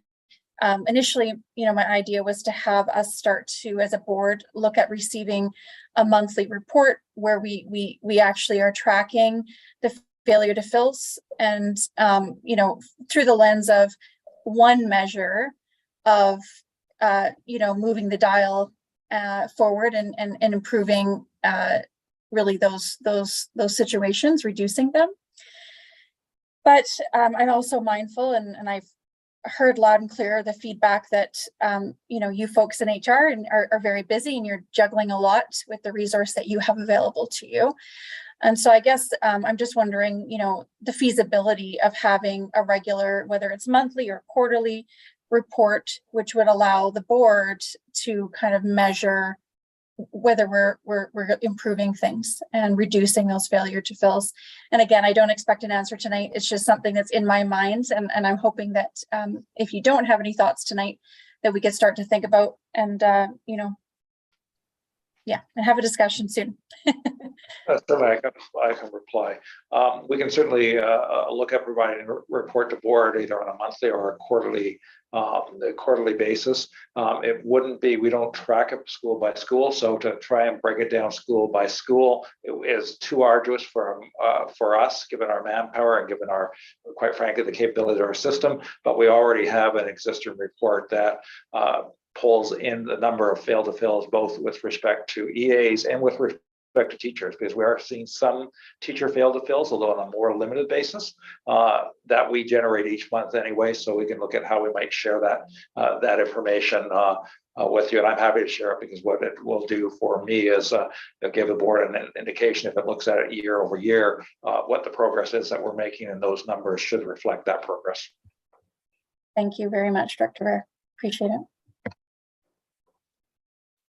Trustee Painter, do you still have a question? I noticed you put your hand down. Oh, that was to try to be quicker to my question instead of waiting. Chair, thank you. One of the questions I did have was, Jane actually started to speak to some of this. The presentation, or the report, which is great, by the way, talked a lot about 30 to 35 hours, and yet it seems like most of the initiatives that, the one that was supported by the board, the one that's being recommended for going forward, are focused at 30 hours. And I was wondering, do we actually have many EAs who are getting more than 30 hours? Or like, I'm trying to get an actual sense of. Yeah, we have, as the first page of the report indicates, Trustee Painter, we have 192 EAs that fall within the 30 to 35 hours. So yeah, some of those are just at the 30 hours, but a number of those are at the at a higher level than 30. Those numbers didn't indicate the hours in, for example, the crossing guard positions. So those were their EA hours. So great, and that's one of the things I am really interested in, because I'm really glad that we are finding alternative opportunities for EAs to add to their hours, but I'm really interested in how many hours we're employing them as EAs. So that's one for me. And one last thought. I've often thought of my time at military college as the cheapest, most expensive education I ever got, because I had to turn around and give time back. For every year I was in school, I served in the military. And I was wondering, has there been any consideration given to looking at perhaps paying all or a portion of tuition for students going through EA programs locally, for example, at Camosun, in return for a commitment to work in the district? And that way, we can recoup the funds over time simply in having available and qualified EAs on hand. Now, I recognize that someone fresh out of school is not going to have the expertise that comes with decades of experience in our classrooms, but someone who is fully qualified in a program like that will probably have a far better set of skills than some of the options that we might be looking, just because we are strapped so strapped for people. Just a thought. So we haven't thought of that, Trustee Painter, but every time I hear suggestions, I write them down, and we figure out how we can make them work to solve our problems. So I appreciate the suggestion, and we'll give some thought to that. Awesome. Thank you so much. I'd like to move us forward to new business. And we have 3 motions here from Trustee Kwan. So I'm just going to pass it right over to Trustee Kwan to take us through those. Okay. All right, we'll try to get through this as fast as possible. I will read out the motion and give a little motivation with each one, and then I'll pass it back to you, Chairman Wilby. I guess, do we have to vote on them tonight to forward them to the board? Yeah, okay. Yeah, So- so I just quickly want to clarify with Trustee Duncan, just because I just want to make sure I get this right. So can Trustee Kwan motivate these motions not being on the Ed Policy Subcommittee? Absolutely, yeah. So anybody, any trustee can bring a motion to any committee. So absolutely, yeah. Perfect. And then it's just the Ed Policy Committee who votes on it. Correct, that's right. Yeah. Gotcha. Perfect. Just wanted to clarify. Go ahead, Trustee Kwan. Okay, so the first recommended motion is that the Board of Education of School District number 61, Greater Victoria, direct the policy subcommittee to research and explore sanctuary school policies implemented by other school districts in BC and provide recommendations to the board through the Education Policy and Directions Committee about implementing a sanctuary school policy in school district number 61, Greater Victoria, by the May 2023 meeting.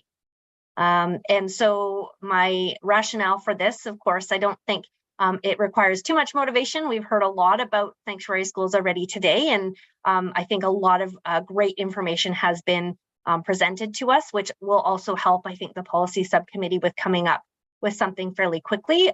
So I don't think May 2023 is an unreasonable deadline. And I'm hoping that my colleagues will support me. I just want to leave a little space for any questions that anyone might have before calling it to a vote. Go ahead, Trustee Duncan.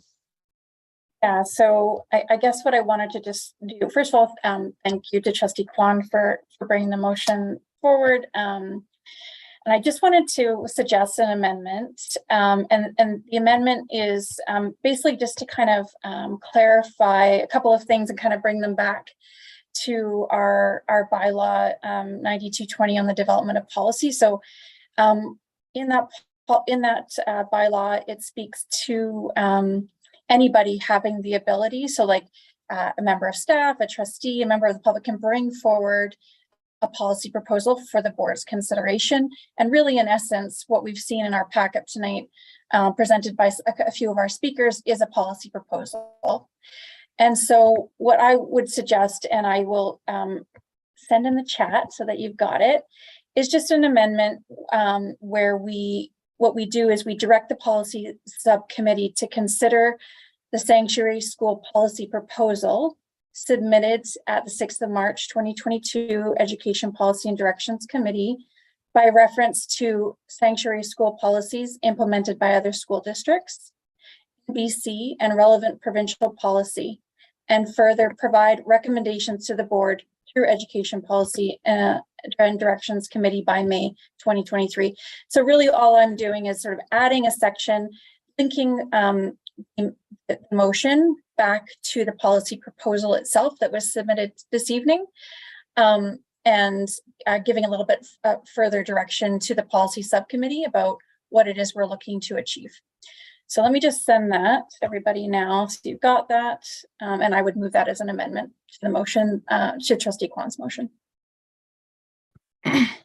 Excellent. Thank you, Trustee Duncan. So now we have an amended motion that has been moved. Is there any further comment or question before we call it to a vote? Hearing none, all those in favor? Oh, and Trustee Bayo, if you want to just use your voice, feel free. Just to clarify, Trustee Bayo is a voting member of Ops. Oh, sorry. Yeah, no problem. Am I missing anybody? I think we've got, so for this committee. Oh yeah, that's right, because Trustee McNally's not here. Okay, that looks Yeah. like it's unanimous. Sorry about that. Thank you so much. Okay, I'm going to pass it back to Trustee Kwan since that motion passed. For the next recommended motion, go for it. Sorry, just point of order, Chair. Just want to kind of assist just in terms of process for moving it forward. So I think that one was the vote on the amendment, and then we need to just vote on the motion as amended. Excellent. Okay, Yeah. so the motion as amended, I guess I'll read it, that the Board of Education of School District number 61, Greater Victoria, direct the policy subcommittee to consider the sanctuary school policy proposal submitted at the 6th March 2022 education. Oh, wait a minute. Sorry, is this meant to be 2022? Good catch. No. It's supposed to be 2023. I'm still stuck back in 2022. No worries. I'll just start over. That the Board of Education of School District Number 61, Greater Victoria, direct the Policy Subcommittee to consider the sanctuary school policy proposal submitted at the 6 March 2023 Education Policy and Directions Committee by reference to sanctuary school policies implemented by other school districts in BC and relevant provincial policy, and further provide recommendations to the board through the Education Policy and Directions Committee by the May 2023 meeting. All those in favor?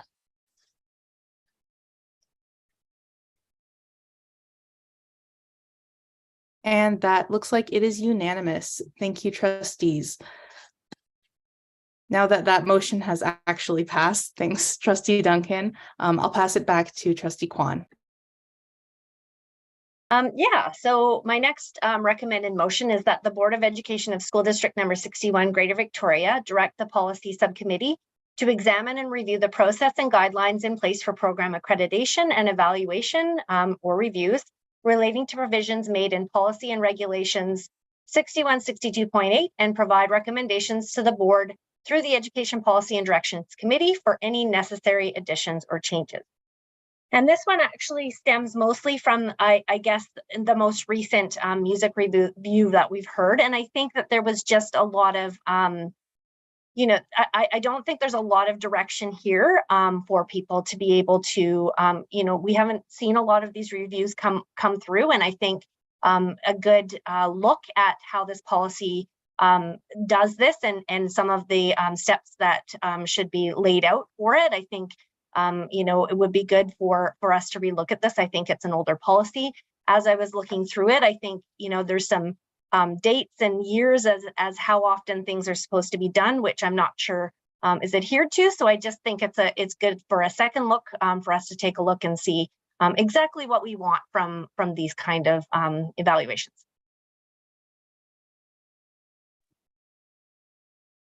Thanks, Trustee Kwan. I'd like to open up the floor to any questions or amendments.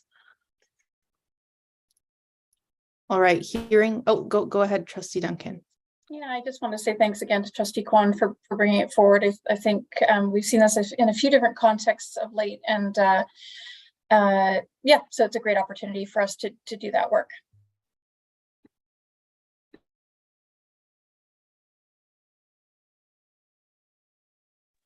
Sorry about that.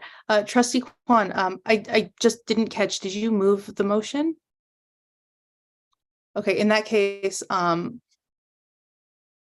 would someone like to move the motion? I see Trustee Duncan. All right, and so I will just read the motion one more time and then call it to a vote. That the Board of Education of School District Number 61, Greater Victoria, direct the Policy Subcommittee to examine and review the process and guidelines in place for program accreditation and evaluation relating to provisions made in Policy and Regulations 6162.8, provide recommendations to the board through the Education Policy and Directions Committee for any necessary additions or changes. All those in favor? That is unanimous. The motion passes. And I'll pass it back to Trustee Kwan for the last motion. Okay, so the last one is around consultation. So the recommendation to this committee is that the Board of Education of School District Number 61, Greater Victoria, direct the Policy Subcommittee to examine and review the process and guidelines in place for consultation relating to provisions made in Policy and Regulation 1163 and provide recommendations to the board through the Education Policy and Directions Committee for any necessary additions or changes. And with this one, it's kind of the same thing. I think it just hasn't been looked at for a while. I just want to make sure that, it's doing what we want to do. As far as consultation goes, we've had, just a lot of back and forth from different parties, especially I'm thinking Budget Advisory Committee with involving students and not involving students and how we do that. And I just thought it would be good for that subcommittee to take a second look and make some recommendations. And then, there may be necessary changes, there may not be, but, I'd be interested to take a second look and see how we're doing things. Thank you, Trustee Kwan. Are there any questions or comments? All right, hearing none, can I get a mover for the motion? Trustee Duncan has moved the motion, and hearing no further discussion, I'll read the motion and then we'll call it to a vote that the Board of Education of School District Number 61, Greater Victoria, direct the Policy Subcommittee to examine and review the process and guidelines in place for consultation relating to provisions made in Policy and Regulation 1163 and provide recommendations to the Board through the Education Policy and Directions Committee for any necessary additions or changes. All those in favor? And that looks like it's unanimous. The motion passes. And it looks like we don't have any notice of motion or general announcements. So in that case, I will pass the gavel over to Chair Painter. Thank you very much, Chair Mavoli. Great job tonight. And we will begin, Ops colleagues, with an approval of the minutes. The recommended motion is that the February 13th, 2023 Operations Policy and Planning Committee meeting minutes be approved. Okay, Trustee Kwan. Oh, okay. You're just in a hurry to get going. Okay, I'm fully in favor of that. Seeing no hands up about questions, all those in favor, show of hands. And that is unanimous. Is there any business arising from the minutes? Oh, Trustee Duncan.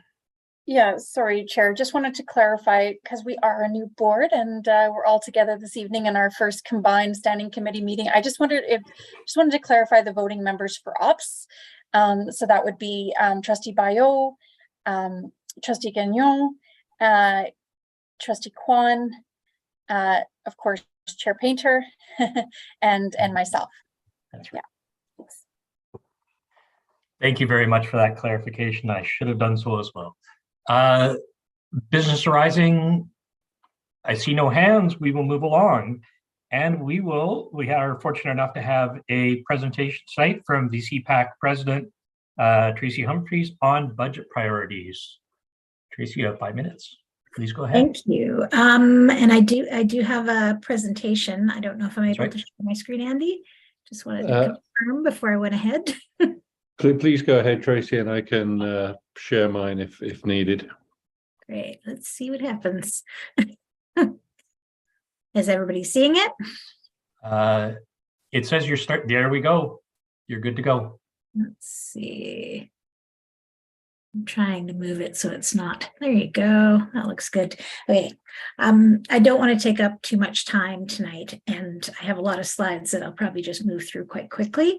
But I appreciate you providing the time tonight, because we have heard from parents throughout the school year a number of priority items that really tie to the budget. And we wanted to be sure at this time, when you're kind of getting close to making those hard decisions, that you hear what is a priority for parents and guardians in the district. And so the concerns shared this year were around EA staffing, recruitment, and retention. We've had a really great presentation earlier in the ed policy meeting that was really super helpful around that. But there's a funding component to that, right? Mental health support, in-service training and prep time, custodial support, capital planning, and equity of access to programs of choice. These are the issues that have come up through the year so far. Oops, and look at that. So EAs play a vital role in supporting students. We know this. And really what we wanted to come to, I've made a bunch of points on this slide, but what we wanted to make sure of is that funds that had been reallocated this year, and understandably, because you weren't able to fill positions, that they do make it back into the budget next year, that it isn't a consideration that we don't actually need that much money. And then additionally, I'd like to really support the ask that was given to increase those 30-hour-a-week positions and the dollar amount that came along with it, because it makes a lot of sense to me. If we can put money into this, I think we can really, really shift some things for, not just the students who need the support, but all classes, staff. It'll make a big difference for people. And, I'm not going to get into this slide. If you have any questions about it, feel free to ask me, but I've only got 5 minutes. It was just an illustration of why support is important. At the Student Budget Symposium, the highest cited item as a concern was mental health support. And particularly one of the things that they mentioned is that their counselors are mostly doing work on career support and academic stuff. And they don't have people they can go to for actual mental health support. They need concrete support. So to me, that's a funding item that I felt was really important to raise up. And the other piece, and I know that you already know this, and so I don't want to harp on it. And I know that there are plans in place, but what I did want to say is that I'm well aware that the province continues to bring initiatives that you need to support and put into place, and they don't bring any money along with it. And so I know that's a real challenge for you, but it is still very, very necessary. There is the K-12 anti-racism action plan that will be coming that has come forward to you. We have the new Indigenous course requirement for graduation, which is really wonderful. But again, I don't see any funds coming from the district to help you support staff in implementing this, and even parents in understanding the essential nature of it. And, there's just so many different training and prep time type needs that are there. And it was great to see again. The other piece was that mentorship, the EA mentorship piece was a really great piece to see. And more of that is needed, in all areas. But, disability, anti-ableism, that's kind of an across the board need. And I mean, between anti-racism, anti-ableism, and other anti-oppression pieces, it needs to go, district staff all the way down to students, that kind of training. And so hopefully in the upcoming strategic plan, that's something that you can piece into there when you're working on that again. And then the other thing, of course, that we've heard about is equity of access to programs of choice. So music education, I'm not going to belabor it. You're going to hear lots and lots from other places, and I know that you already have at the budget committee. The other piece was the late French immersion being removed. It really, these are choice programs, but even in choice programs, we need to look at equity of access for all students across the district, regardless of their location, regardless of their economic status. All of those equity pieces, I think, are really critical. And so we can't forget about how important that is. And, really, I'm just here to remind you, as the representative of parents and guardians around the district, that you have responsibilities to rights holders. So that includes Indigenous students and also disabled students and students from many other protected classes, all of the other protected classes. And these are the different governing laws and conventions that you have a responsibility to. And I alluded to that, where, when we don't have students able to attend on the first day of school, we are violating their human rights. And that's just a fact. And so when you make considerations in terms of budgeting, what we're asking is that you put these students first, and that you first fund those students and then other considerations. And so we're going to write a letter that has quite a lot of details around this, but I just wanted to bring it forth as a public sharing and conversation. And not to say, I just want to be clear that I know you all care about this, and I know that staff work on this every single day. And I see it in many of the presentations I have seen through the year, all of these equity pieces and all of the pieces. And I know what a big challenge it's going to be to try and create a budget when you know that you're working with a deficit and there are many competing priorities. So I just wanted to say that this is what we're hearing from parents, and this is what is most important to them.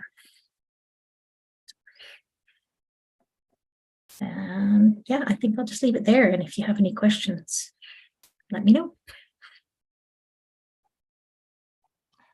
Oh, thank you very much, Tracy. And the great point you make at the end. I'm often reminded of the language in the Moore decision that, well, in those days, special education was the ramp by which these students are able to access education. So yes, making it the first step is very much consistent with my views on things as well. Any questions for Ms. Humphries? Seeing, oh, Trustee Duncan, thank you. Yeah, sorry, I'll be quick. I just wanted to thank you so much for the presentation. I just wanted to clarify my own understanding as of the pie graph that the category of my child has no usual support personnel. Does that, yeah, I just wanted to clarify that doesn't necessarily mean that they don't have like any support, or just that they don't have a specific individual assigned to them? That response was that they don't have any support. Any, okay. Yes, and so the point of that graph, that BC Ed Access did was actually to find out whether or not exclusion happened because of the absence of support personnel versus, there being someone there. But what I think we learned was that it was a little more complicated than that sometimes it was about whether or not the person working with them had the training and experience that they needed. And in other cases, it was because there was no one actually present to support. So a little more complicated. Yeah. Thank you. Appreciate that. No, and thank you very much for that qualification. Obviously we could go on for quite a long time on this topic, but one of the things I was curious myself is, as we face pressure with trying to replace staff, I could imagine that there are some students with complex needs who can only be supported by someone who has specialized training. And what kind of situations, what kind of a barrier is there if those specialized staff aren't available? And I think, Jane could tell you that having cross training of the right personnel as well, so that when we're trying to replace people, then it isn't such a concern, and it's a bit of a better balance for the school as well. And then it doesn't require the student to be excluded because it wouldn't be safe.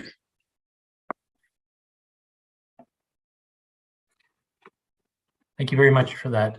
Okay, seeing no other hands, we will move along to Superintendent's report. Superintendent Whitten, it's all yours. Thank you, Chair Painter. There is nothing, not to say there's nothing to report, but there's nothing to report this evening under my section. Well, thank you very much. We'll move along to personnel items. We've already heard a lot from personnel, but do we have any reports there? I see no response, so I'm assuming that means all is well in the world. And finance and legal, K1, monthly financial report, Secretary Treasurer. Thank you, Chair. The first item that I have there is the monthly financial report for February 2023. What you can see here in this report is the actuals for February. February 2023 actuals were run just after month end last week. And the budget is now the final budget plus any changes after that. So that will be different from what you've seen in previous reports. The February 2022 hadn't been run last year, so it was just run last week.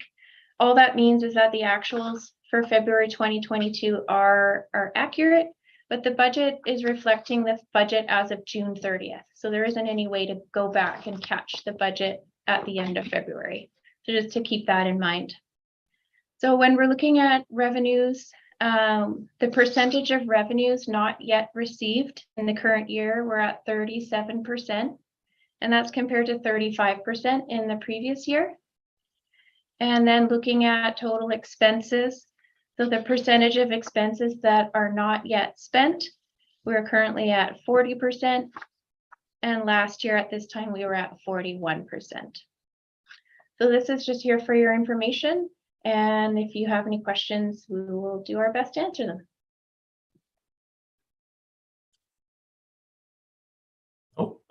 Trustee Kwan. Of course. Okay, so just to clarify, Secretary Treasurer, I just wanted, you said that the budget, that the amended budget that we approved last week, that's not taken into account here, and that's why the numbers will be different. Is that correct? It is actually included in this report because they were actually done at the end of January, and then Julie did her final touches through February, so they are reflected in this report.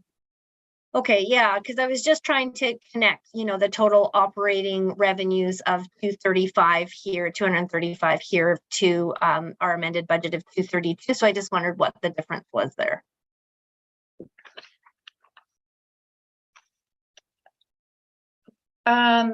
My only guess is that there's probably something that has gone through since the final budget was posted, but I can defer to Julie if that is not accurate.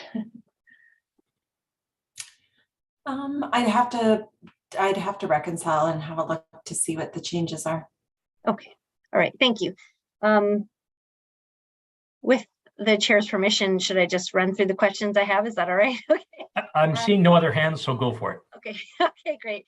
So then I just had a question around the line 671 surplus from prior year, and wondered, it looks like we're in an overage for that surplus, and is that just, you know, is that sometimes where it has been already allocated and we're just using it from prior years? Like it could be just not this past year, but the year before. What would be the difference there of the 1.1? So that 1.1 that you're seeing there is actually represents our operating surplus, the contingency. Okay. So it's just, it reflects as a credit in there, but that's how we are holding the contingency in our surplus account. Okay, perfect. That makes sense. Thank you. And so then I'm looking at the ISP, also the line 647, which I believe is the same number that is in the amended budget, which is the 14,111. And then notice that year to date, we've actually collected more than that. And so I just wondered kind of what the difference would be, and you know, is that, I guess that's a reflection then at when we would look at some of the recoveries before we actually go into our new budgeting, and that would be reflected in that as well. Is that correct? Through the chair, probably what you're seeing there is they're continuously registering students, and sometimes, like I know we're in the second semester now, but there's still reconciliation of collected fees going on. So you'll often see fees coming into there. What you will also probably see between now and the end of June is some of those fees, the students aren't actually going to make it here by the end of the year, so they'll end up being deferred and then they'll be brought into the next year. Okay, so this reflects deferred as well? Well, it reflects revenue that's been received for the current year, and then by the end of the year, we will evaluate whether or not it's actually revenue that can be recognized, or if it has to be deferred to next year because they won't be attending until next year. Okay, all right. So that would, that would cover summer courses, for example, where someone's registered now, but they won't be here until after June 30th. Is that what you're referring to, or? Usually what happens if we know they're not coming until summer or next year, we wouldn't even put it into revenue. It would go straight into deferred. It's usually when someone says, I'm coming in second semester, here's my money, and then something happens, they don't get a permit or a visa or whatever they need to come, and then we end up having to shift them into the next term. that's where we see a reevaluation of revenue into deferred revenue. Thank you. Okay. And sorry, just as far as practices go, you know, do you anticipate that going even higher, or, you know, was it just kind of a little bit of a miss when we were amending the budget? Or do you kind of just take where we're at in February for the amended budget and then we do another calculation as funds come in? I just wondered kind of how, trying to get a sense of how that budgeting practice works and whether, you know, there's any leeway there as far as for our next budget, if any of that, you know, it is adjusted before we go into that budgeting process. Julie could probably speak to how she builds the budget with Jeff. I know that, like Jeff did tell me, they're continuously working on trying to get those numbers up. And so I don't think, you know, when the final budget is set, that he's set on those numbers. He's just really always trying to increase them. Julie, I don't know if you want to speak to the budget process with Jeff. Sure, through the chair. I work with the Director of International Education to project the students, project the homestay fees through to June 30th. So it's based on his best estimate of the number of students minus the refunds. So you might also not see some refunds that have been processed out of there. But Jeff is working hard to increase revenue at the same time that expenses, including agent fees, are significantly up. So any increase in revenue is likely going to have to be used to cover off the increased expenses.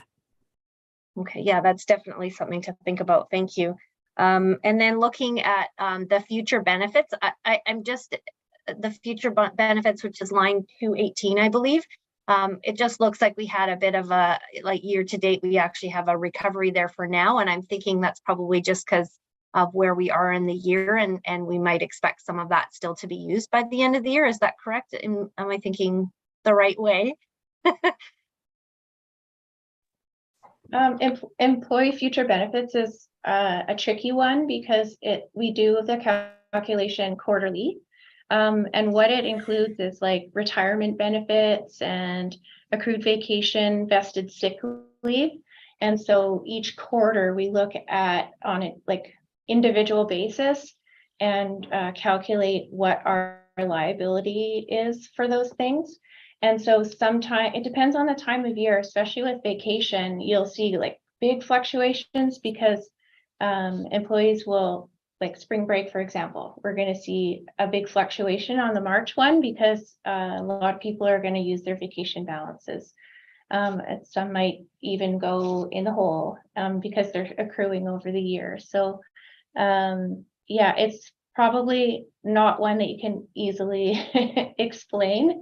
And we just do our best guess at the beginning of the year to estimate what it will be at the end of the year. And you do a great job of best guessing, I have to say. You're usually pretty close, so that's good.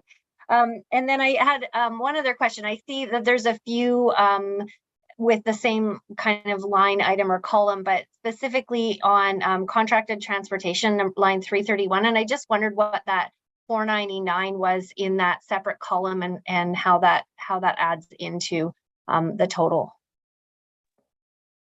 Yeah, so that column, those are, we call them encumbrances, or you could call them commitments. So they're generally purchase order commitments that are outstanding. Okay, perfect. Thank you. And then just one last question about school journeys. And I just wondered why that would be over a little bit. I know it's only, I think 10,000 there, but I was curious about, you know, whether we expect that to go even higher or, yeah. Yeah, I think that most of that one is actually from international education, and they had a student field trip, and I believe they received some grant revenue for it. So if they haven't budgeted for the revenue and the expenses, you're not going to see a budget item in that expense line. So it's either offset by revenue, or more often it's offset by budget that's sitting in another object.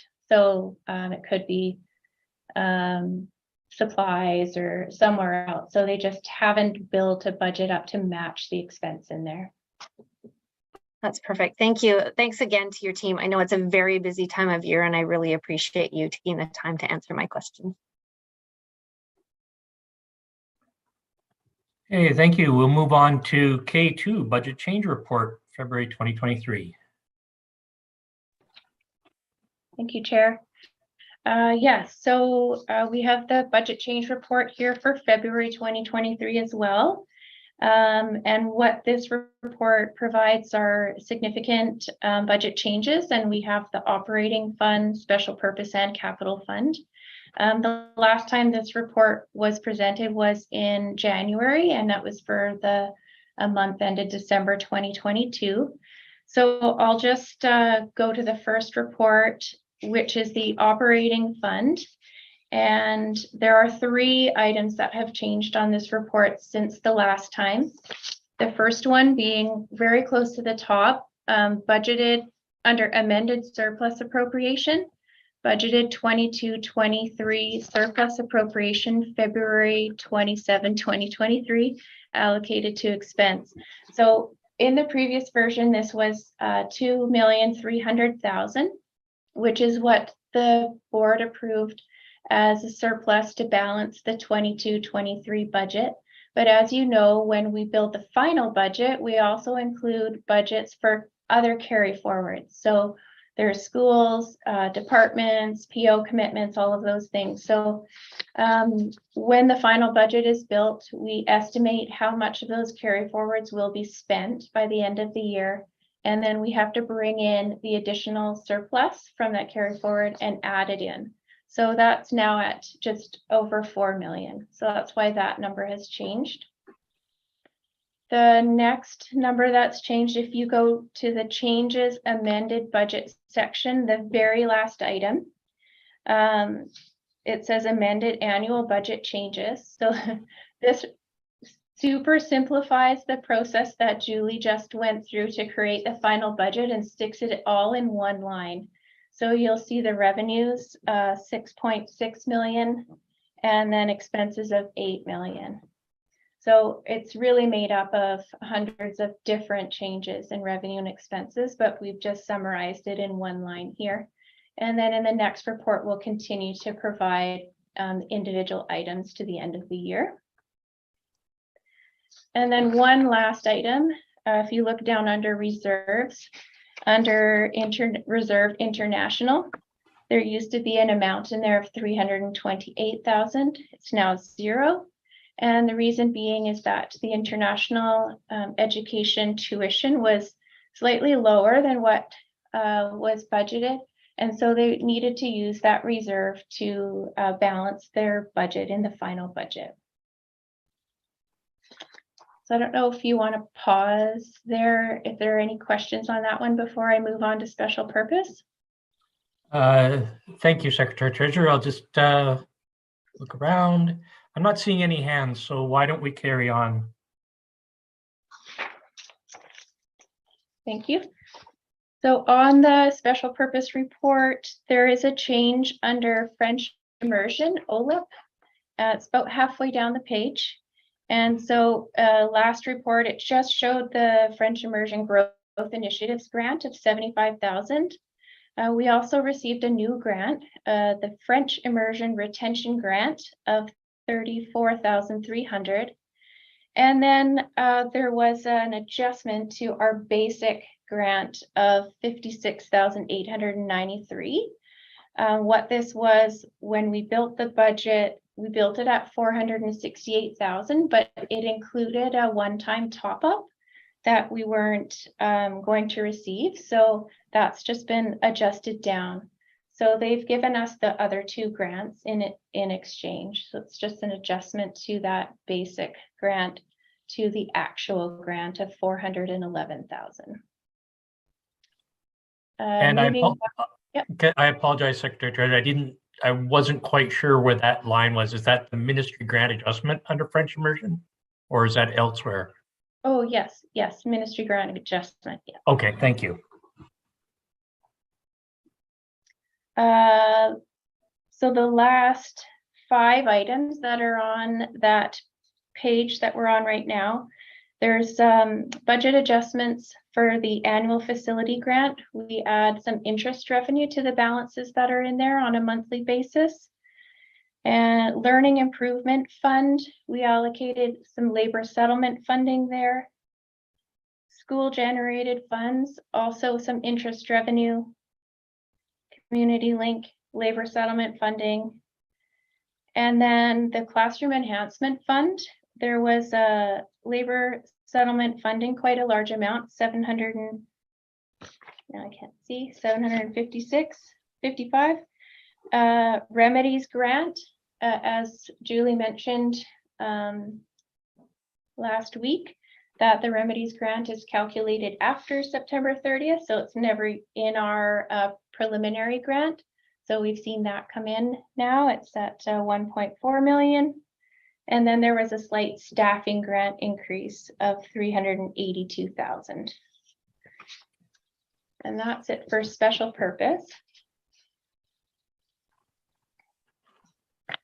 And then there's one change in the capital fund, local capital, the interest income, there's been budget added for that of about 36,000. So those are the changes for February. Thank you very much, Secretary Treasurer.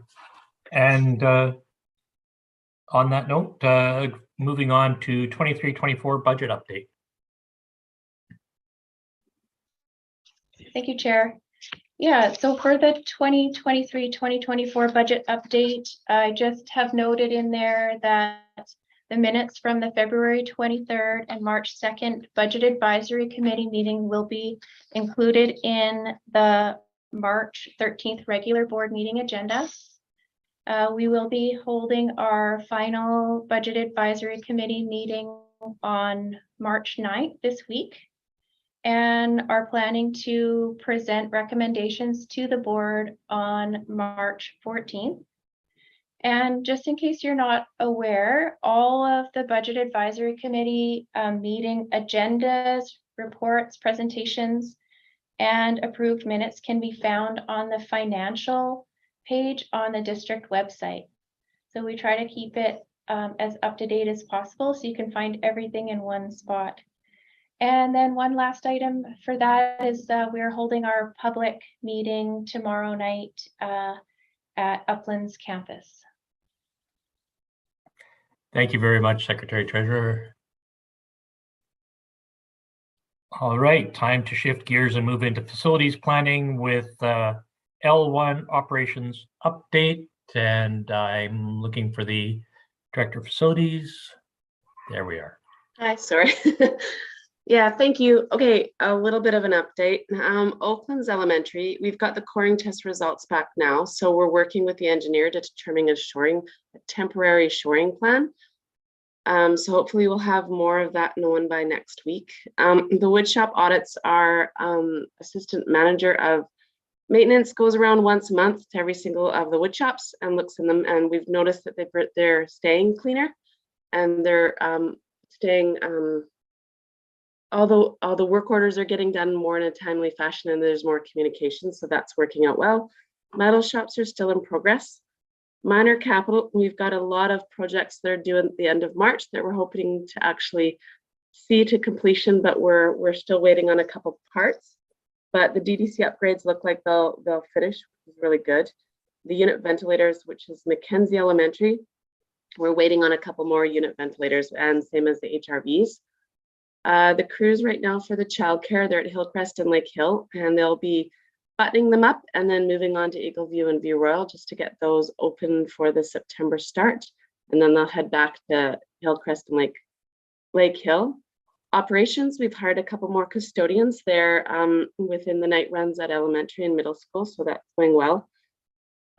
Transportation and grounds, Eric has just finished getting all of facilities through their asbestos awareness program and their hands-on technical asbestos training. So that was a big overdue part since COVID stopped doing that. Networks and communications, they're still busy with everything that they do, from network upgrades to tech upgrades and all the maintenance.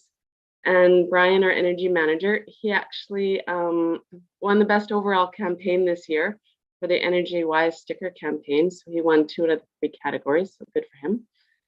And then he's actually working on, it's actually pretty neat. It's a poster about keeping the doors open at the school, and he brings it back to deal with how many cars you get off the road. So it's pretty neat. So you'll see that coming up. And he's working on the draft climate plan as we speak as well. So a little bit of an update. Any questions? I'm seeing none. You're off the hook.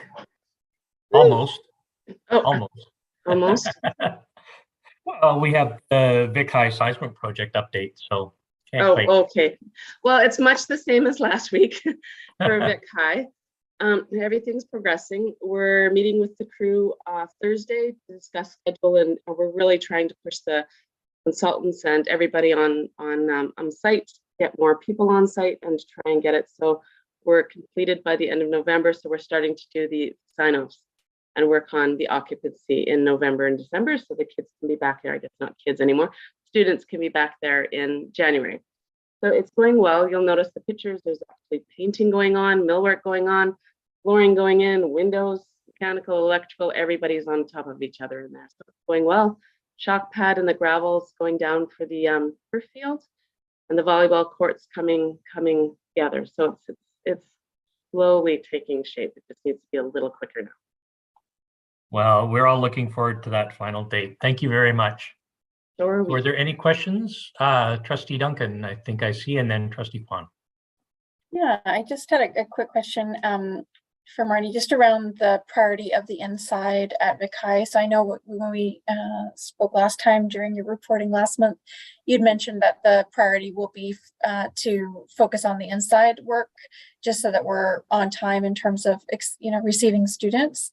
Is that still the case? And are we managing to move the inside work forward in the way that you envisioned? Yeah, the inside and the outside work are different contractors. They'll both need to be done. So that's good. Our outside work is working really nicely right now. So we want to keep that on track. The inside, we've kind of moved to, we still need to work on life safety for the whole entire building, NLC and the old building, but we're shifting a little bit that we want them to focus on the old building itself. Life safety for everything, and then the old building itself, and get the kids in there, because we can always hoard off the NLC and get it done when the kids are actually on site. So we're hoping it's all going to be done, but I mean, right now they're painting the auditorium, which we thought we'd hoard off. So that's part of the Thursday's meeting, is just kind of push to determine what we need to make priorities to make sure the kids are back for January. Should stop saying kids. The students can be back by January. They're not kids. The youth, hey, I know. Yeah, they're all kids to me. I don't know. Thanks, Marnie. Appreciate it. Good luck. You're welcome. Thanks. Thank you, Trustee Kwan. Yeah, the pictures look great. I can't wait to come and tour and see what it looks like, a finished product. I do drive by, frequently, so it's good to see things really progressing. And kudos to your team and everyone who's working on that building to get it done as fast as possible. It's great. I actually had a question, really just, I noticed, and you mentioned in the scope about the location of the International Community Association in the Neighborhood Learning Center.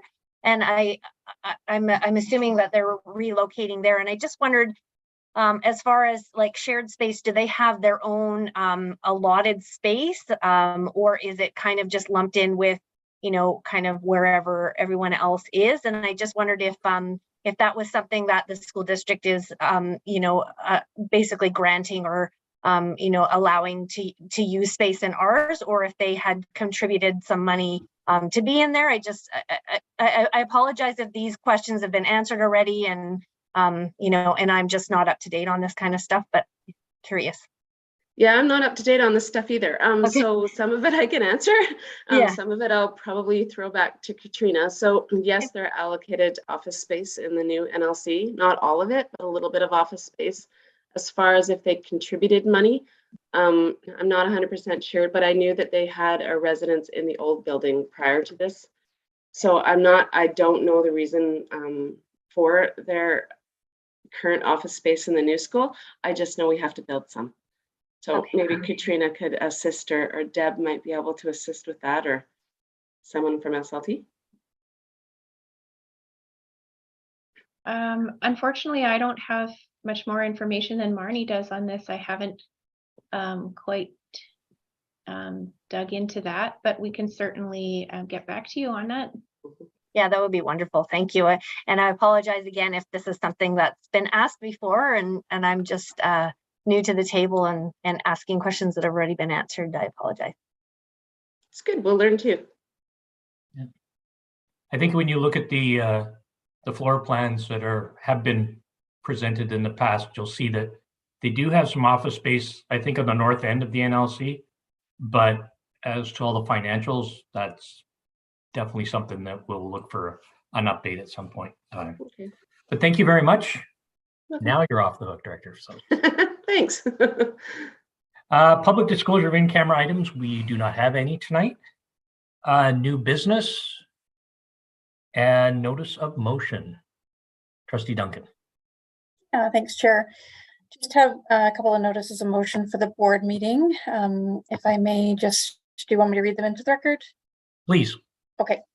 So the first one is that the Board of Education of School District number 61, Greater Victoria, direct the superintendent to implement a district-wide discretionary spending freeze for the remainder of the 2022-23 financial year, effective immediately. And so, yeah, I obviously bring rationale to the board meeting. And then the other motion is for the board meeting is that the Board of Education of School District number 61, Greater Victoria, direct the superintendent to ensure that all local student enrollment and transfer needs are met in accordance with the district enrollment priorities before placing an out of district students, such as ISP students. And that's it. Thank you very much. That I anticipate a fair bit of discussion going forward on those ones. Thank you. General announcements. I do not have any on the list. I'm looking then. Oh, sorry, Superintendent. Thank you very much, Chair Painter. Just wondering if it would be possible for Trustee Duncan to email those notices of motion for the record. Absolutely. That would be good. I've got them in the outbox. They'll come your way shortly. Thank you. Thank you very much. That's always important to get the wording correct. So we're past general announcements and I'm looking for a motion to adjourn. I see Trustee Gagnon. All those in favor? And it is unanimous. Thank you very much, everyone. Have a wonderful night. I will see many of your faces very shortly. But in the interim, a good evening. Thank you.